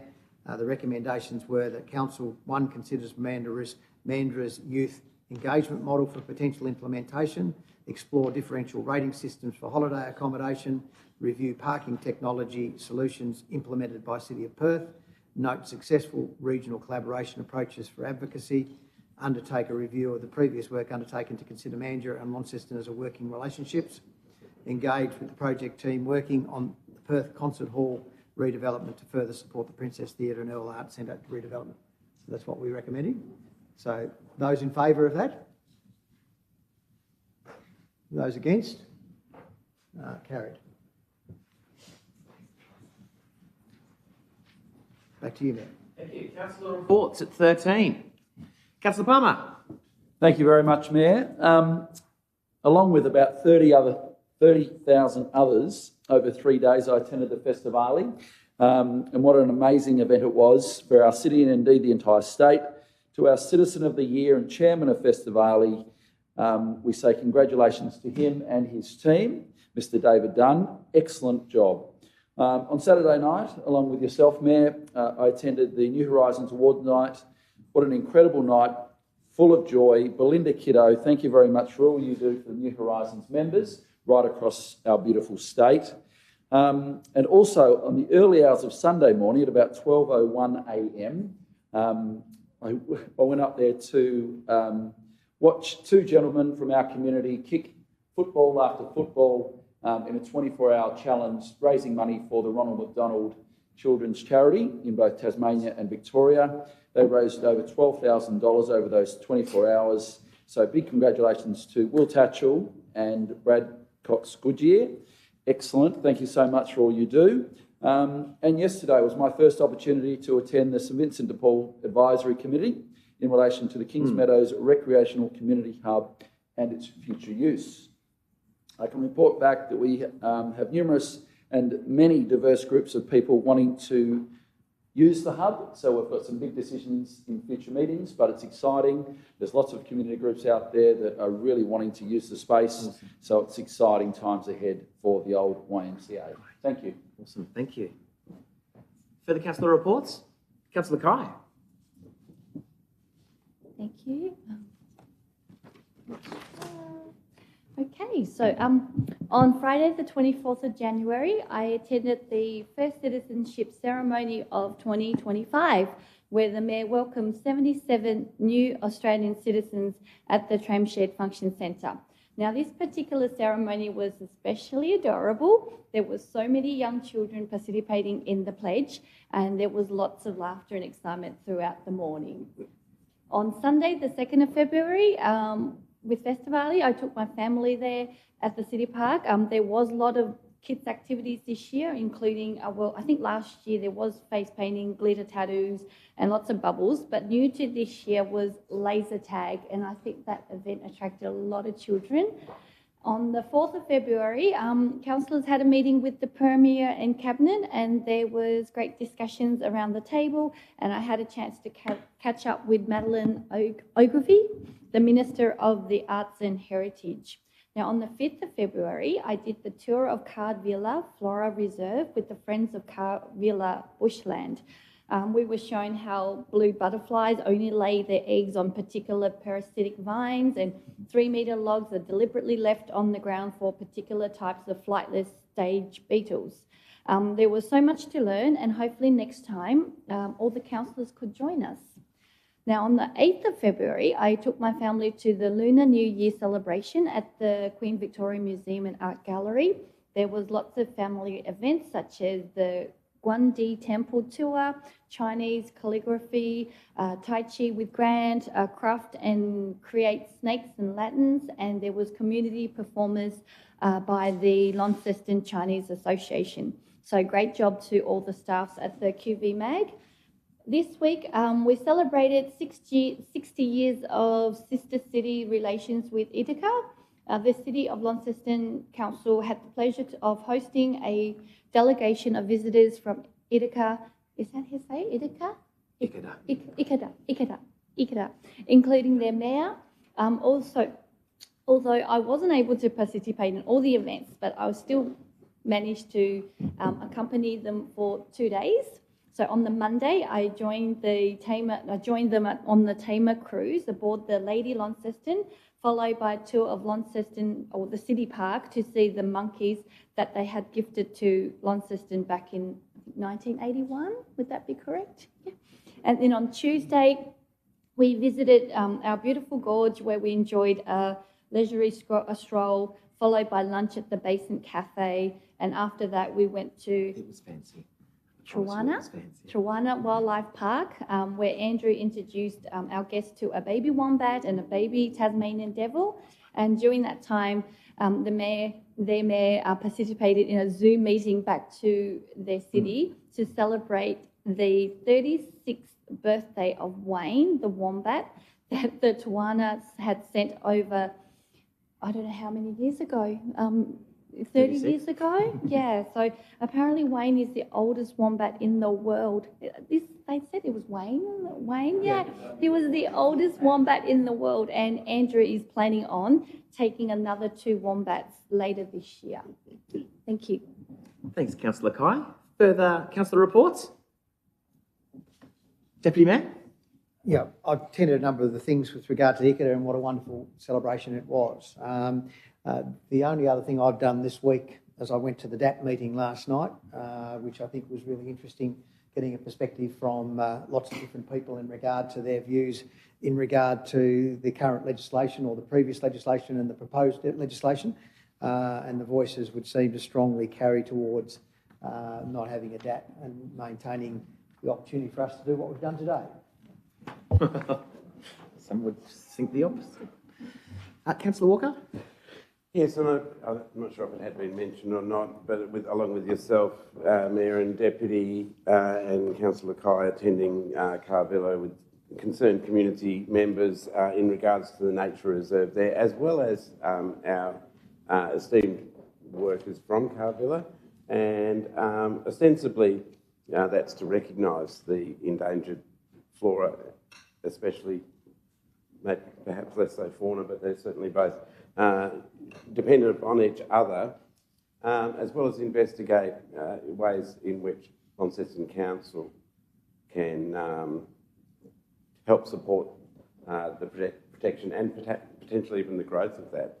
And I think that will lead to bigger discussions around the long-term future of burials for the city, and that might include potentially new facilities, because it can't grow forever at Carvilla, even though it has, quite a big runway. It can't go forever, and it certainly can't be let to impinge upon those natural values that are out there. And yes, along with the Deputy did attend a planning matters meeting, something that's not really endorsed potentially by council, although they do represent the position that LGAT in general took in regards to the development assessment panels, which is that it would appear to be overreach by a state government who already have the capacity to call in major developments and developments of state significance via the current planning scheme.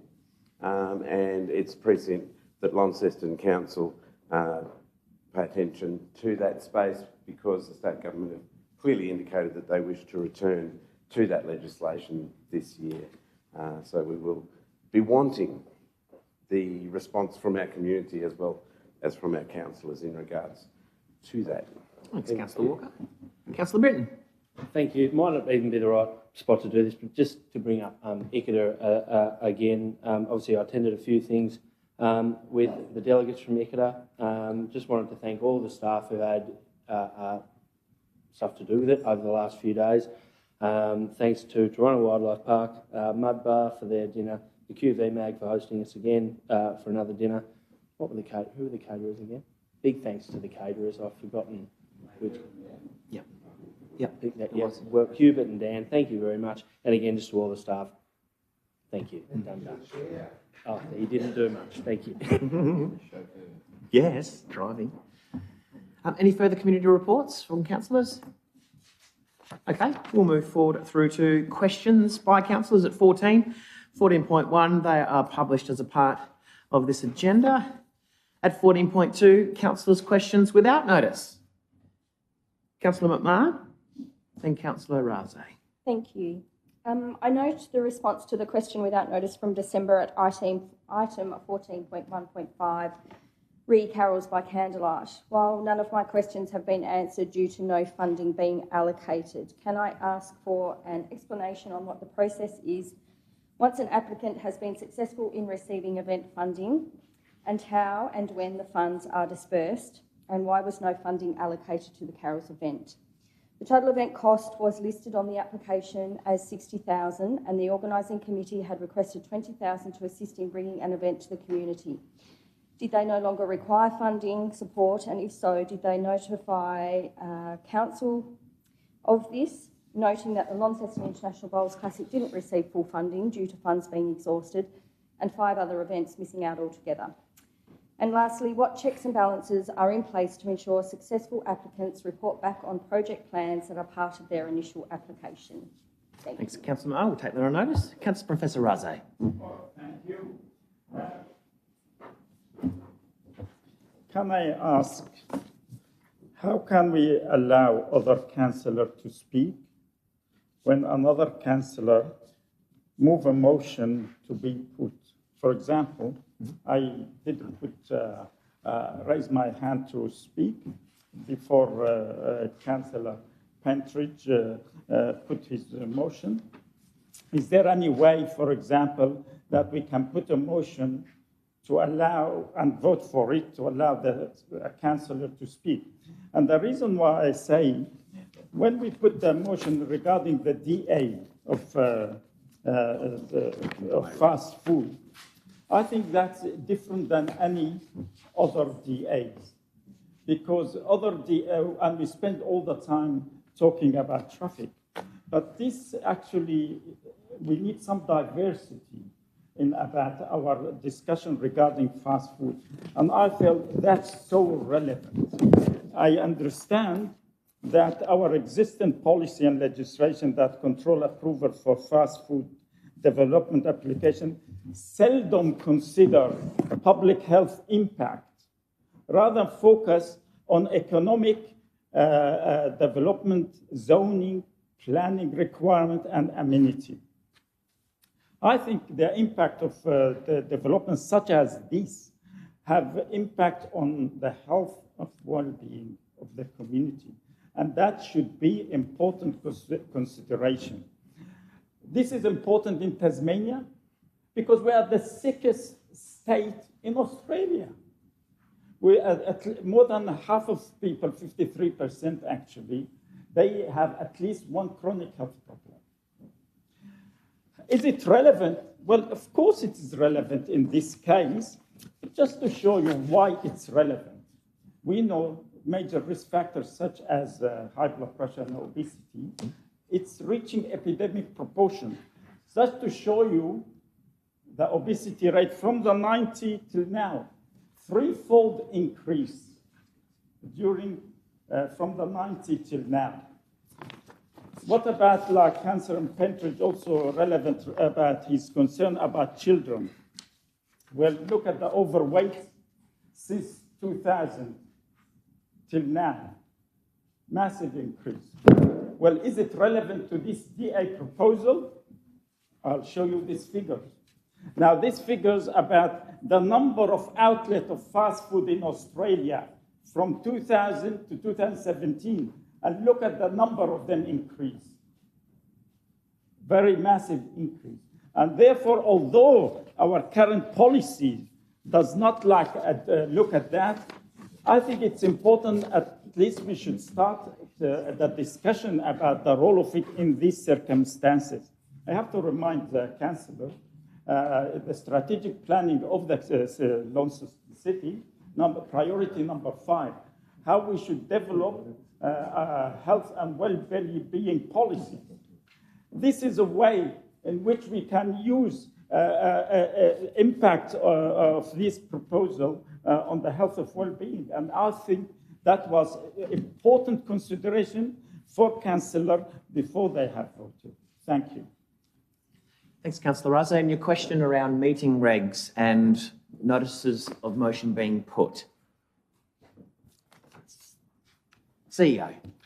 Thank you through the chair, and thank you, Councillor Raze. I think your question was relating to Regulation 20, which specifically talks to procedural motions and particularly what occurred earlier in the meeting. And to give the context of that, should a councillor move and seconded and therefore carried by the council, a procedural motion takes precedence. And in the event of what happened earlier in the sense of the motion be put and was carried, therefore takes precedence over any other order within the debate itself. So happy to provide you with some further assistance and training, particular relating to procedural motions, but can certainly understand your frustrations. Thank you, CEO. Councillor Harris, then Councillor Gibson. Thank you, Mayor. My question just in relation to the response given to at 8.1.5 in regard to the Boxing Day 2024 non-operation of our car parks, where it says that there were several technological communications issues before it could function independently. As a result, the car parks remain closed. Are we able to find out what those issues are and whether they will in fact be able to be resolved? And in reading further into the report, is it normal practice that on a public holiday that council staff isn't used and that a after-hours service provider actually is being used, and whether that was normal business practice in that regard? Thanks, Councillor Harris. We'll take those on notice. Councillor Gibson. Thank you. Two questions, one pertaining to our event strategy. So noting the detailed response with regard to carols, totalling more than $117,000, so almost $120,000 spent on one event. Noting also the work that we're doing in the review and revitalisation of our event strategy, and appreciating that council officers are going to bring back a report to councillors with regard to the future of us undertaking events in the municipality. How far are we, and when will we receive the updated event strategy? CEO, any timelines around that piece of work? Thank you, through the chair. I'll take it on notice because I don't have an exact answer, and I'd rather give you an exact answer. Thank you so much. My second question, noting the great report regarding the Western Australia Council visit, when can council receive a detailed report and updated budget expenses on the representation this council endorsed for the trip overseas representing the region to the City of Gastronomy event? CEO? Through the chair, I'll take that on notice as well. I'll have to refer and consult with the Mayor's office in relation to when that will come back. Any further questions about notice? Councillor Walker. Thank you very much. Now that we meet only once every 3 weeks in this chamber, I suppose I would reiterate some of the questions that I'd put on notice, that I asked without notice rather, 3 weeks ago, and the answers forthwith. Regarding Glendew Pool, communication with state government in regards to hospital precincts, and also in regards to North Launceston Football Club. Thank you very much. You're on the right page there. Any further information in regards to any of those three items? CEO. Thank you, through the chair. Sorry, Councillor Walker, as I'm trying to scribe while you speak. There will be further information coming to you on all three of those topics by way of formal responses. As a quick update relating to two of those in particular, the Glendew Pool, as indicated to you via email, I think earlier this week or last week from myself to yourself, myself and the Mayor have met with the relevant minister in the state government in relation to that. So further work is happening in that space, but again, you'll get a formal response. And within respect to the hospital precincts, again, I think you were included on the email where we have extended an invitation to the CEO or General Manager of the Launceston General Hospital to come and present at a council workshop in relation to their plans for the overall redevelopment, and further details will come relating the North Launceston Football Club as we continue to consult with the relevant stakeholders, including the Northern Tasmanian Football Association, who are also assisting council with that matter. Very good. In the report on ongoing notices of motion and action taken, it's suggested that a report would come to council in January this year in regards to a draft report in regards to the Patterson Street Barracks and work that's being done on a business case for council to make a representation to the federal government in regards to community use, future use, and therefore the potential ability for council to take on that asset. And when should I expect that report? Through the chair, thank you, Councillor Walker. There is a draft report, and you have me to blame for that not being presented as yet, because I'm still not happy with the final report as yet, but I can assure you it's 90% complete. It's been reported widely that Launceston Council did, in one way or another, either ex gratia or otherwise, provide funds for a councillor in regards to certain fees. It has also been reported that council would do an investigation into that. when can Launceston councillors expect a report in regards to that investigation? And secondly, as I have suggested, will we require an external audit or a third party to investigate any fees that this council may have in past years provided inappropriately or otherwise to councillors? CEO? Thank you through the chair, Councillor Walker. I'm sure you and others would respect the confidential nature of that particular topic in which you have raised and sought further information. I can't give you an exact date or anyone an exact date at this time as to when further information can be provided, nor can I speak due to legislative reasons and confidentiality reasons in relation to any external audits or additional processes. Any further questions? Okay, we have no notices of motions that have been identified as a part of this agenda at 15. 16, we have some committee reports. The Cataract Gorge Reserve Advisory Committee at 16.1. Recommendation is to receive the minutes from their meeting on the 8th of August. It's moved by Councillor Walker, seconded by Councillor McMahon. Councillor Walker.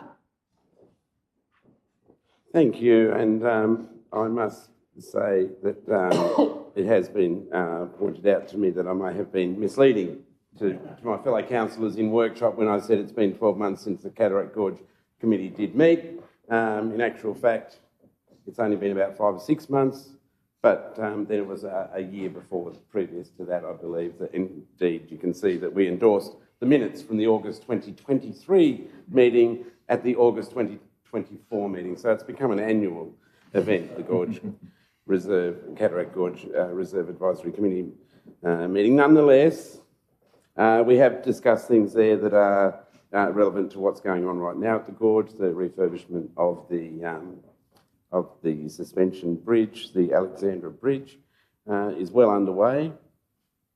And certainly we had some various reports in regards to the retaining wall that was repaired on the Cataract Walk, and further inspections and works being done at the Gorge. And I do think that Launceston Council go above and beyond in the way that we do look after our park assets, such as the Gorge, and many others. So that those capital works, as I say, ongoing. There are questions, I suppose, that I would like to ask, and probably the council meeting is not the place for that, and it will be at a future Cataract Gorge committee meeting. But I'm hoping that will be very soon. So I commend the report to the table. Thanks, Councillor Walker. Councillor McMahon? Anything further around the table? Okay, putting it to the vote, accepting the report. All those in favour? That's all councillors that are left. The motion is carried. We don't have any connections and livability identified today, but at 18 we have the QVMag quarterly report, and just an amendment made to this report. It is for October 24, not 2025. Recommendation is to receive the Queen Victoria Museum and Art Gallery quarterly report for the period 1st of October 24 and the 31st of December 24. Moved by Councillor Britton, seconded by Councillor Harris. Councillor Britton. Thank you very much, Mayor. Another good quarter for the QV Mag. There's updates and whatnot in here. Everything basically growing, which is fantastic. I have to commend them on the Michael McWilliam exhibition. Got to see that the other evening, and would just also like to say they did a really good job of the dinner. Probably not necessarily anything to do with this report, but that's fine. Thank you. I will be back to come tomorrow for a little bit longer. Thank you. Thanks, Councillor Britton. Councillor Harris. Councillor Britton has stolen my thunder a little bit about the McWilliams. I will just reiterate to anyone still listening, if you've lasted this long, I do suggest you get along to QV Mag to have a look at the McWilliams exhibition. It is very thought-provoking, It is great to see, as Councillor Britton did say, that everything at the museum except donations seems to be growing, so we need a few more donations out there. But other than that, congratulations to the staff and to our director as well. Thank you. Further comments around the table? Councillor Walker? Yes, certainly. And if people listening are interested, this is one of the more creative reports that you'll read or indeed view if you're talking about the McWilliams exhibition. You'll see some of that in the report. But I was going to ask the director, there's quite a few metrics in there that compare this time last year with this time this year in terms of social media reach and inquiries and visitations and things like that. Is there anything the director, and in general, those metrics are still going up, I would say, and that has been the case for the last 12, 18 months or longer, which is very impressive. But are there weaknesses in any areas that the director can or has identified in terms of, that can't go on forever, I suppose? Have we reached a saturation point in some ways, in any areas? So taking it in the context of have we reached a crescendo, if you will, in regard to that, potentially we could be at that phase, but it really comes down to programming. It's taken a couple of years to reset the artistic program across the two institutions and then maintain that as we go through facility upgrades and look at new infrastructure capabilities. That will take the institution and also the engagement within the city more holistically to newer heights and levels. Any further comments, questions around the table? Further to close? Okay, to the vote. All those in favour? It's all councillors present. The motion is carried. Thank you. Community Assets and Design at 19. 19.1 is the St Leonards and Waverley Neighbourhood Plan Project Update. Recommendation is that Council notes the attached St Leonards and Waverley Neighbourhood Plan Stage 1 Consultation Report dated January 2025. Somebody to move? Councillor Harris has moved. A seconder? Councillor Britton? Councillor Harris. Yeah, thank you, Mayor. Yes, this is a brief report, and it is only for noting. It is interesting to note the various future priorities identified in the report, including more playgrounds, sporting facilities, wider footpaths. And I just would make a comment on what has been presented to us initially. We often look at these master plans as where infrastructure such as stormwater and the water system and perhaps where major arterial roads are going, but there doesn't necessarily seem to be the same emphasis at that baseline to identify the walking and active transport routes that, if identified as a baseline, then everyone else has to work in amongst them. They seem very much to be added after and as such get to be squeezed in wherever they might fit. And I do hope that when this particular final report comes back, that we do see that those active transport corridors have been clearly identified and are actually included in the plan at day one, rather than allowed to be left up to the developers to decide where they might choose to put plans after they've already cut up the land for the most efficient and no doubt economical and profitable way for them to subdivide the land. So I think it's really important that we do make that change in how we are dealing with our developers, because it is all about making the suburb more livable, and that will happen when we put people first. But I do thank those who have done the work. Thank you. Councillor Britton? Councillor Walker? Yes, certainly there's a strategic element to this, and of course this first report is more about the consultation summary and what we've received back in regards to that. But I think not just councillors around this table, but anyone with a brain in their skull would probably, think in different parts of Launceston, you go, well, why is there be a road that goes through there? Or if I could only ride my bike along that way there, and especially so at St Leonards, and I've spoken to many people in that area who have ideas for improvement, and there's so much scope and room for it out there. I think that's the crucial point, that we need to be strategic, and I know that we are looking at, potentially strategic purchases in various areas, but this is where we do have to get ahead of the game. Developers will always do their job if there's money to be made in developing residential lots. But Launceston Council, at this early stage, we need extremely prescient strategic decisions to be made, because this area connects. It's a vital connection. It might be, on one side of Launceston, but there are, from the east of Launceston, the Tasman Highway, from the south and the southeast of Launceston, and from the west of Launceston, St Leonards facilitates a crossing over that, and apart from all that, has a village precinct about it, which we recognise as well. And I think now is the time that we put in the really hard work to establish what the mover of this motion has said, those strategic corridors, because we've all seen what's happened in the last 10 years. Kids riding around on scooters, on motorised skateboards and little wheelie things that, you would never imagine had been invented.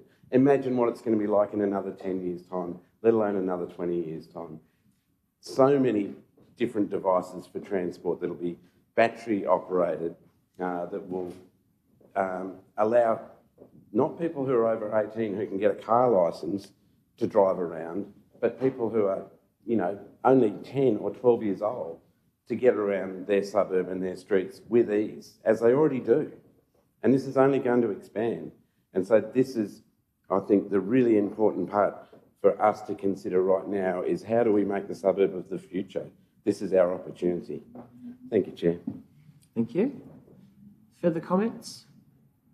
Anything to close, Councillor Harris? No, Councillor Walker said it very well. Okay, putting it to the vote. All those in favour? That's all councillors present. The motion is carried. Delivery and performance at 20.1, we have the budget amendments, 13th of February 2025. So we've got the recommendation that this requires an absolute majority to approve the published changes to the 24-25 statutory estimates. Somebody to move? Councillor Harris, seconded. Councillor Britton. Councillor Harris. Yes, where's Councillor Mackenzie when we need him? Can I perhaps just have a question from our Director, just on a quick thumbnail of what has been moved from and to? We do realise that this often is just the summary of moving capital from capital to operations and operations back again. But whilst there is that, for those who might be listening and not have an adjournment in front of them, just to identify the items that are there, and your quick thumbnail sketch.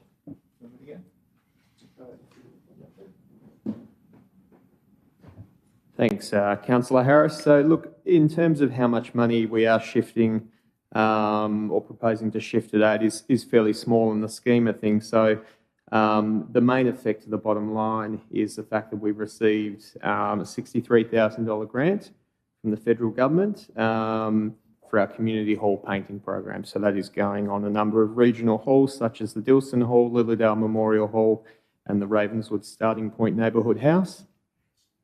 The other adjustments that we are making are between capital projects, so between existing capital projects, which are all noted there. There's a wide variety of different programs and a total of, I can't add up that quickly, but there's, as you'll see, there's some significant budgets being moved between various capital projects, and the reasons for each are detailed in the report today. Just a further question, major plant replacement purchased, revised budget is now 3.9 million from 3.7. Is that a number of items or just one? That is for our entire fleet of major plants, so that is a significant number of items included in that budget. And what's a major plant? Trucks? It would be typically a plant that is used by the outdoor workforce, so trucks, tractors, anything significant that the outdoor workforce require to complete their tasks. So it doesn't include things like our light fleet vehicle and anything like a mower or anything like that. So it's significantly large pieces of equipment. Thank you. And just for an indication to our listeners, if there are still some there, to understand 3.9 million is a significant sum of money, but I take it's not the whole outdoor fleet's being replaced. It's just a portion of it, and that's a rolling program that might go on over a number of years.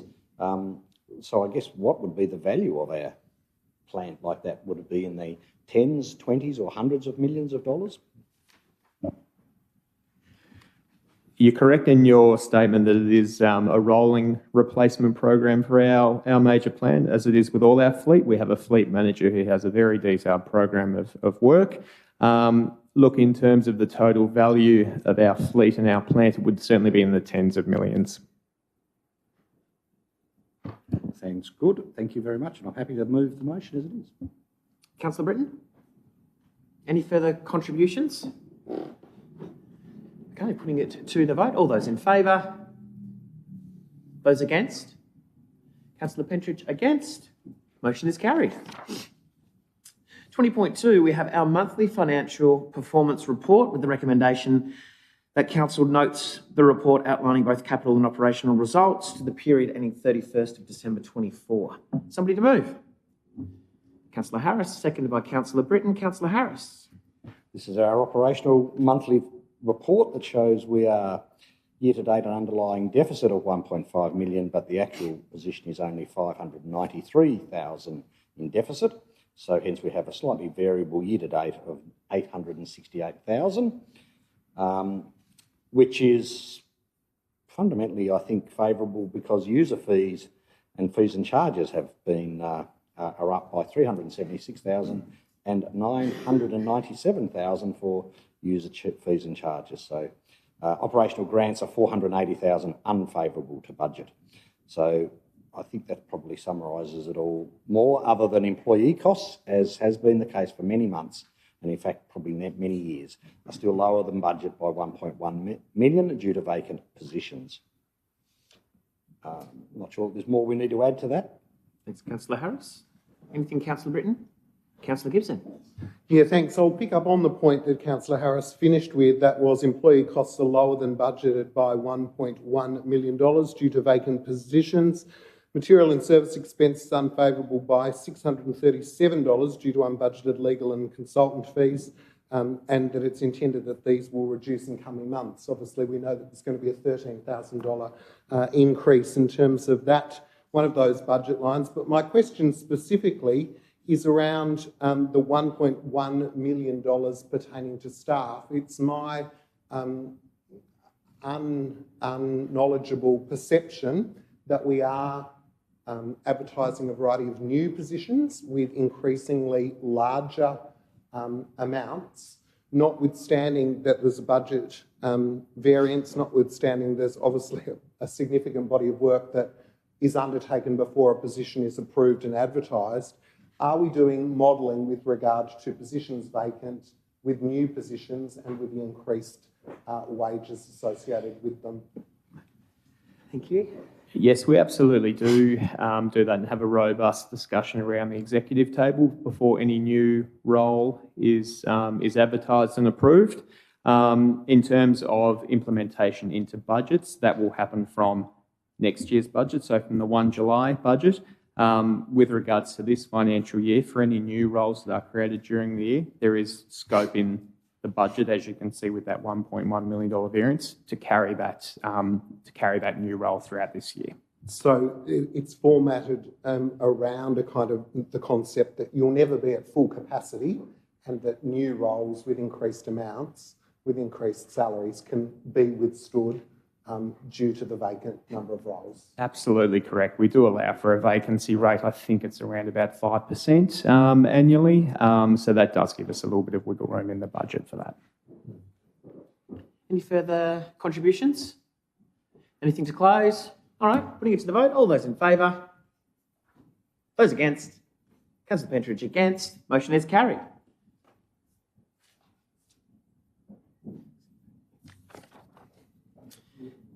20.3, lease First Tamar Sea Scouts. Recommendation is that council decides to lease part of the land situated at 78 Patterson Street, Launceston, known as Home Point Parade, as identified on the published plans. Moved by Councillor Harris, seconded by Councillor Britton. Councillor Harris? Yep, the Sea Scouts, I wasn't a Sea Scout, I was a normal scout, land scout perhaps you might call them. But these Sea Scouts have been part of the community since 1963 with 90 members and volunteers. It is in fact a very well located location for Sea Scouts, having direct access to the river via the pontoon, and I'm very happy to support this motion here today to sign them up for another 5 years in that particular location. Thank you. Councillor Britton? I second that. Any further contributions? Councillor Walker? And I will be supporting this, but I know we've made some efforts to consolidate and create consistency around our leases and that type of thing. But how does that, when there's an existing tenant, you know, because if we have an empty building, then we're going to go through a really broad public procurement process or advertising process. But when there's an existing tenant, of course, it's just an ongoing arrangement, I suppose. Even if, you know, it's not a 20-year lease, it's like a 5+5 or anything like that. It's just an ongoing arrangement. How do we delineate in that respect between opportunities for other community ventures and existing ones, I suppose? Have we got our heads around that? Thank you.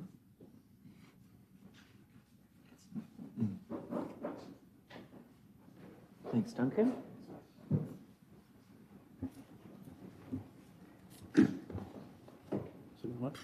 Yeah, so the existing practice is where there's no breaches of a lease that we would roll it over on each 5-year term. That's a decision for council at the time. Of course. So we also have a lease and licensing policy we're currently under review. So we bring that to the council shortly. Great. Thank you. Thank you. Any further contributions? Anything further to close? All right, to the vote. All those in favour? That's all councillors present. The motion is carried.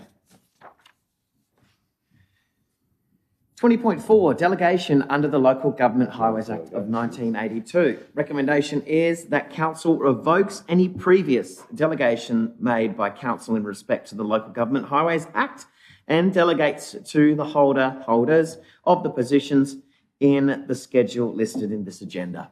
Moved by Councillor Britton, seconded by Councillor Harris. Councillor Britton. Thank you, Mayor. As far as I can tell, we made a decision on the 23rd of January, and it would appear we make a couple of small little mistakes in there. So this is to revoke that, change those mistakes to just make sure that the functions and powers can be relied upon in an effective and efficient way in the future. So I am all for that. Thank you. Thanks, Councillor Britton. Councillor Harris? Contributions around the table? Okay, to the vote. All those in favour? That's all councillors present. The motion is carried. 20.5, we have the Business Excellence Awards 2025 sponsorship. Recommendation is that council approves the sponsorship request of $4,700 plus GST for the Launceston Chamber of Commerce Business Excellence Awards 2025 in the category of the Exceptional Event Award. Now, CEO, before we get to Mover in a second, just a little bit of a briefing as to how this has come to us today, because we haven't seen this before, just like you told me in the chat. Thank you. Through the Chair, Your Worship, for members' benefit, obviously this has come through my inbox from Chamber of Commerce. It is of my view that given the nature of it and what it is and the endorsement by council, even though the money is budgeted within our annual budget, I have a preference that such a thing is actually endorsed by the council, and therefore you make that approval outside of the budget process that this is something you actually want to do, and particularly have the City of Launceston logo attached to as well. Thank you. So somebody to move. Councillor Gibson, seconded by Councillor Harris. Councillor Gibson. Yeah, thanks for those words. I think it's great to be aligned with something like this, as we always have. Obviously, it references that it's a budget line, but bringing it for strategic consideration is appreciated. I think, you know, there's a level of strategy reference that could be overlaid with it, that we see events and the money that we plough into event activation as a really significant thing that is aligned with activating the and driving economic and social return for the city of Launceston. So, and further afield, importantly, regional events as well. So I think it's appropriate, and who knows, perhaps we'll be unveiling the new event strategy that we've been waiting for a few years as part of our little speech at the Chamber of Commerce Awards. Thank you. Councillor Harris. Yeah, thank you. I'll just start with a question. When we sponsor this award, do we have any indication of what a winner will actually be getting? Will they be getting the $5,000, or is in fact part of this awards, they'll get a nice trophy and that's it? CEO. Thank you, Councillor Harris, through the chair. This is us supporting the event as a whole, and by way of us providing sponsorship, we get allocated a particular category. So no, this is not us giving $5,000 or close to $5,000 to a particular winner of a category. Thank you. That was what I thought, but there might be some who thought that we were giving the money to the winner, and that would seem like they were perhaps double dipping, was the comment passed to me, that they were already getting money from council to, you know, we support Junction Arts, Encore, North Festival, perhaps, you know, giving them more money for doing a good job does seem rather like some people thought they were double dipping. But nevertheless, like Councillor Gibson, the Business Excellence Award is something that I've been, probably since it first started, a supporter of and a regular attendee of, and these are a great night, and they do encourage businesses, community groups in this case, for their exceptional event award, although it may not be a community group, it may in fact be a professional organisation, to think about how, when you apply for these events, when you apply for these awards, you're actually forced to look at how you have run your event and what you can do to improve it. And often award winners are people who have entered multiple years, and each year they do a better job to actually put on a better event because they didn't win last year, but they'd like to win the award. So I think it's very important that sponsors do come on board and support such events. So very happy that we, as a council, are doing that for events. Thank you. Further contributions? Councillor Walker. More than happy to support this, but I would like to know, we are a member of the Chamber of Commerce, I do believe. And is that like an enterprise type membership, or is it just an individual membership, the same fees as anybody, or do we in fact pay, you know, a large business rate in regards to that membership? Do we know? We would pay, I imagine, the standard rate that they charge. I don't have that at hand, Councillor Walker, and I'm certainly happy to look into that and provide that information and I'm happy for that you. we are a member, but, you know, just in terms of full disclosure, this then you are suggesting would come to council every year for approval, the sponsorship of the awards? Thank you. Through the chair, it would be my intention, unless council, to provide a recommendation for ongoing support, but we don't know what each year's sponsorship package will look like at this point in time. Thank you very much. Thanks, Councillor Walker. Councillor Pentridge. Mr Mayor, I can't support this. The Chamber has got enough of its own members. There seems to be too much of a willingness in this council to fund organisations. Might I suggest the God Squad, our other bikie groups. We're going to give it to one, why don't we give it to all? I don't think this community, I would like someone to explain to me what benefit does the community get out of these organisations, right? Now, they are self-funding organisations to a large degree. They've got members of their own, right? They look after their own interests. So why are we using community money to support them? And if we're going to give it to them, then I might have a talk to some of my bikie friends and see if they can put in for a request. Thank you. Thanks, Councillor Pentridge. Further contributions? To close, Councillor Gibson. Thank you. And of course, anyone who runs an event of any scale is more than welcome. So if it's a bike run or a teddy run or whatever it is that any organisation does, they're more than willing to and able to enter. Importantly, we have identified that events are a driver and an engine for economic and social return in Launceston. There is no better return, I think, than celebrating event organisers at every scale, at every shape. Some of those are outside our municipality, but we still reap the benefits. Our businesses, our accommodation houses, our eateries, our transport providers all reap the benefits when the region has events. This is a request to sponsor that particular category. I see no greater alignment with the City of Launceston and the forward momentum and vibe that we're trying to create than supporting this particular category.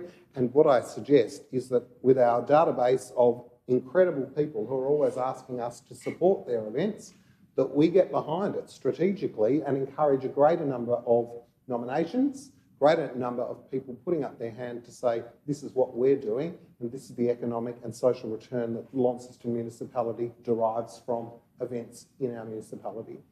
Thank you. To the vote, all those in favour? Those against? Councillor Pentridge, the motion is carried. We have nothing at 21 under strategy and innovation for this agenda. So at 22, we have the Chief Executive Officer Network status report on notices of motions, 22.1. The recommendation is to receive that status report. It's been moved by Councillor Gibson, seconded by Councillor Britton. Councillor Gibson. No, it's appreciated and we value having it. Thank you. Councillor Britton? Yes, it is appreciated. We value having it, and maybe if we can get the flood mitigation strategy in there next time, that'd be lovely. Thank you. Further contributions, Councillor Harris? Yes, thank you. It is interesting that we have the short-term rental accommodation review motion there, which was one that I raised a couple of years ago. In fact, more than that, 2.5 years ago now, and that was really about the impact of Airbnbs in our particular city. So I do just hope that the new CEO is able to get himself across that particular one, as you had mentioned, that when you came back from Perth or Margaret River, that such similar things had been discussed there. So those ones will be tied together, I'm sure. Thank you. And I also noticed, just while we're there, the opening of the pump track should be in the next week or two, I think, 22nd, if I'm not mistaken. We drove past today and saw that the basic work on it has been completed. So I'm sure Councillor Gibson and myself, and also former Councillor Nick Daking, were very keen to get the pump track up and running. It has taken quite some time for that to actually happen. So it'll be nearly just on 3 years from when it was first moved as a motion before we actually get it open. But it will certainly be a hot place for the kids to go to. Thank you. Councillor Walker? Yes, and through you, Chair, I might just say to the mover and the seconder, you know, you can get in line because my suburban business district green spaces motion was put to this chamber before flood mitigation, and certainly a couple of weeks before the short-term rental accommodation review was put to this chamber. Nonetheless, it is great to see a monthly report here and a CEO who's been proactive in addressing these, what might be, you know, considered, latently addressed motions that this chamber has seen important enough to support. It is interesting with the DAs that have been approved today for fast food outlets in Mowbray, for example, and consultations for St Leonards, that suburban green spaces in areas like Kings Meadows and Mowbray and St Leonards should be front and foremost of our processes. And I note that it is wrapped into the concept that we are developing an urban greening strategy. But I think it is more pressing that in those areas, including our own CBD, although we are surrounded by beautiful parks, there is a dearth of green space in what we would call the CBD. And I will, in every opportunity I can, take that opportunity to advance that concept, because there's so many things, as I've pointed out, in our day-to-day business that tie into that. And I think Mowbray especially, with the conversation today, could really benefit from some kind of green space, a civic green space in that area. If we're saying that it's a built-up area, this type of development is appropriate, I think we have to do better than a plastic playground, and we do have to introduce greening into those spaces and not just a development jungle. Thank you, Chair. Thank you, Councillor Walker. Further contributions? Anything to close, Councillor Gibson? Just briefly, I guess my hope is that don't be afraid to use the word completed. You know, from my perspective, once the notice of motion has been enacted and it's moved from do the report, like it moves into the next stage then. So, you know, because otherwise I fear things will stay there for a number of years. And I guess the other thing is, it's just knowing how things get off the list. So drawing attention to something from the meeting, for example, a petition from the Riverdale Grove residents with regard to parking. The action is that we've we've sent a letter,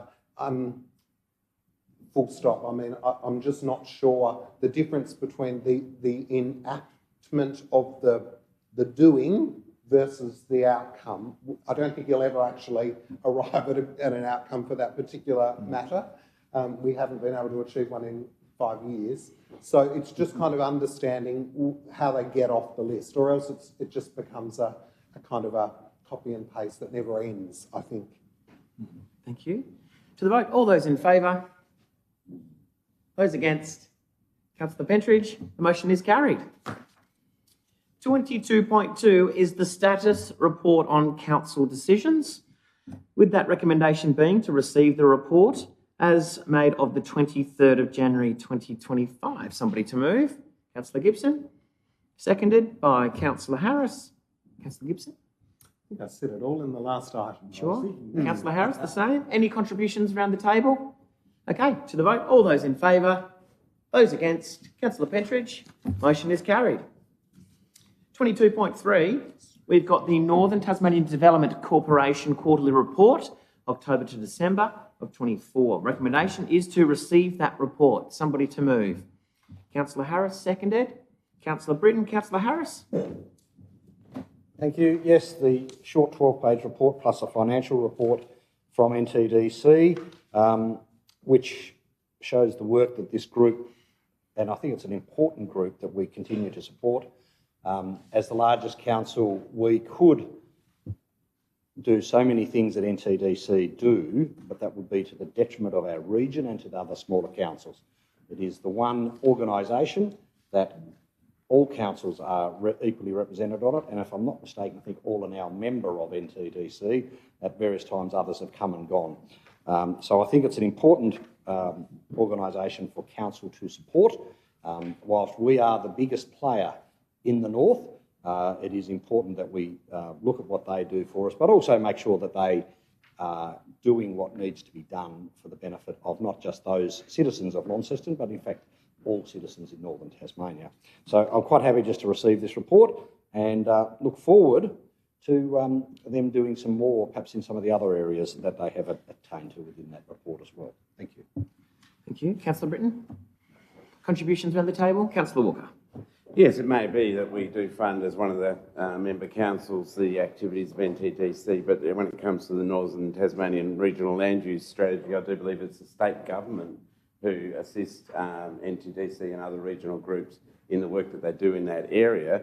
Can the CEO give us an indication of how we can have an effective input as a council into the organisation that we fund, into regional Northern Tasmanian land use strategy, when the work that's being done is being funded by the state government, and there one would presume and think that perhaps the agenda of the state government would be somewhat being followed in terms of regional land use.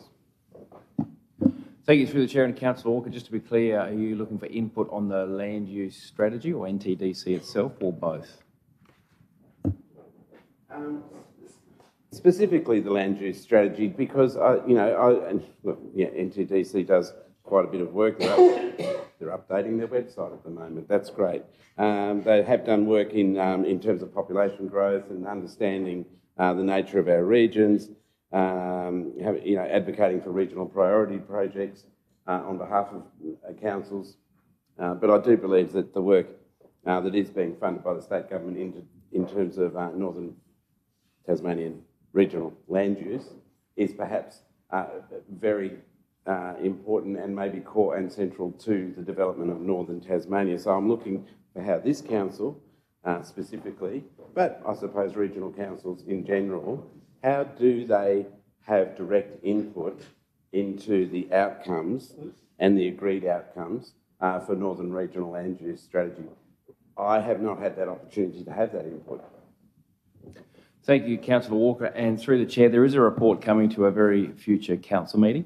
It was only on email today in relation to a draft terms of reference, which the state government has endorsed now with NTDC, around what the membership may look like for that regional land use committee, for a better word, whether it's comprised of elected members and or CEOs, GMs or subject matter experts.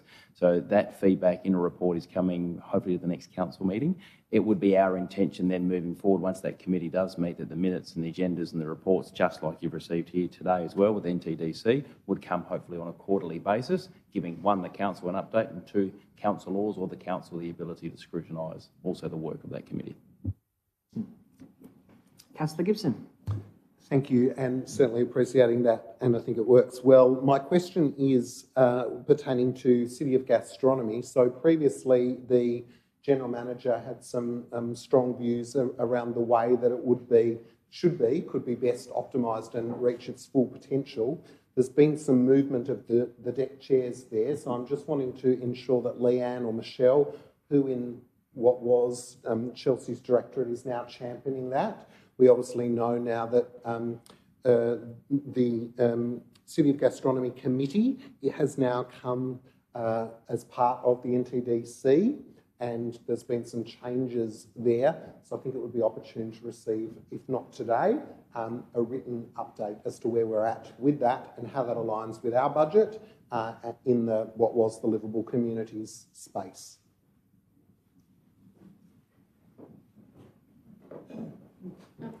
Thank you for the question, Councillor Gibson. We'd be happy to bring a report to workshop. Thank you. Further contributions? Anything to close, Councillor Harris? Only that I do think there's probably an unmet opportunity for NTDC to get councillors. Just listening to Councillor Walker saying that he hasn't had the opportunity to talk to the NTDC group, and whilst we do obviously have CEO and mayors probably gather and talk to NTDC, the opportunity for a larger forum for all Northern councillors to come and meet will in fact provide an opportunity for greater interaction, but also greater understanding of what NTDC can do for us. So perhaps that might be something that in your next meeting with the CEO, that we would consider how that would. I don't think we need to do it more than annually, but I do think an annual day where every councillor has the opportunity to go could well be beneficial. In much the same way as I'm sure you found when you were in Margaret River, that the ability to talk at a conference with other members, to talk about different things and then pinch ideas off them is always a good idea. So perhaps that's the only thing that I think is probably missing out of this regional NTDC's current mode of operation. Councillor Harris, just to confirm, I do believe that there was at least 2 occasions last year on which all councillors were invited. I thought you even came to one. Yeah. It wasn't very well attended at all, no. No, it wasn't. It wasn't. It was their AGM and there was pre and after drinks and so forth. So there are opportunities, so maybe we could advocate further for engagement around that. Cool. Okay, well, thank you. Putting it to the vote. All those in favour? That's all councillors present. The motion is carried. We have no late items, no closed council. Meeting closed at 5:23, with the next ordinary meeting here on the 6th of March. Thank you.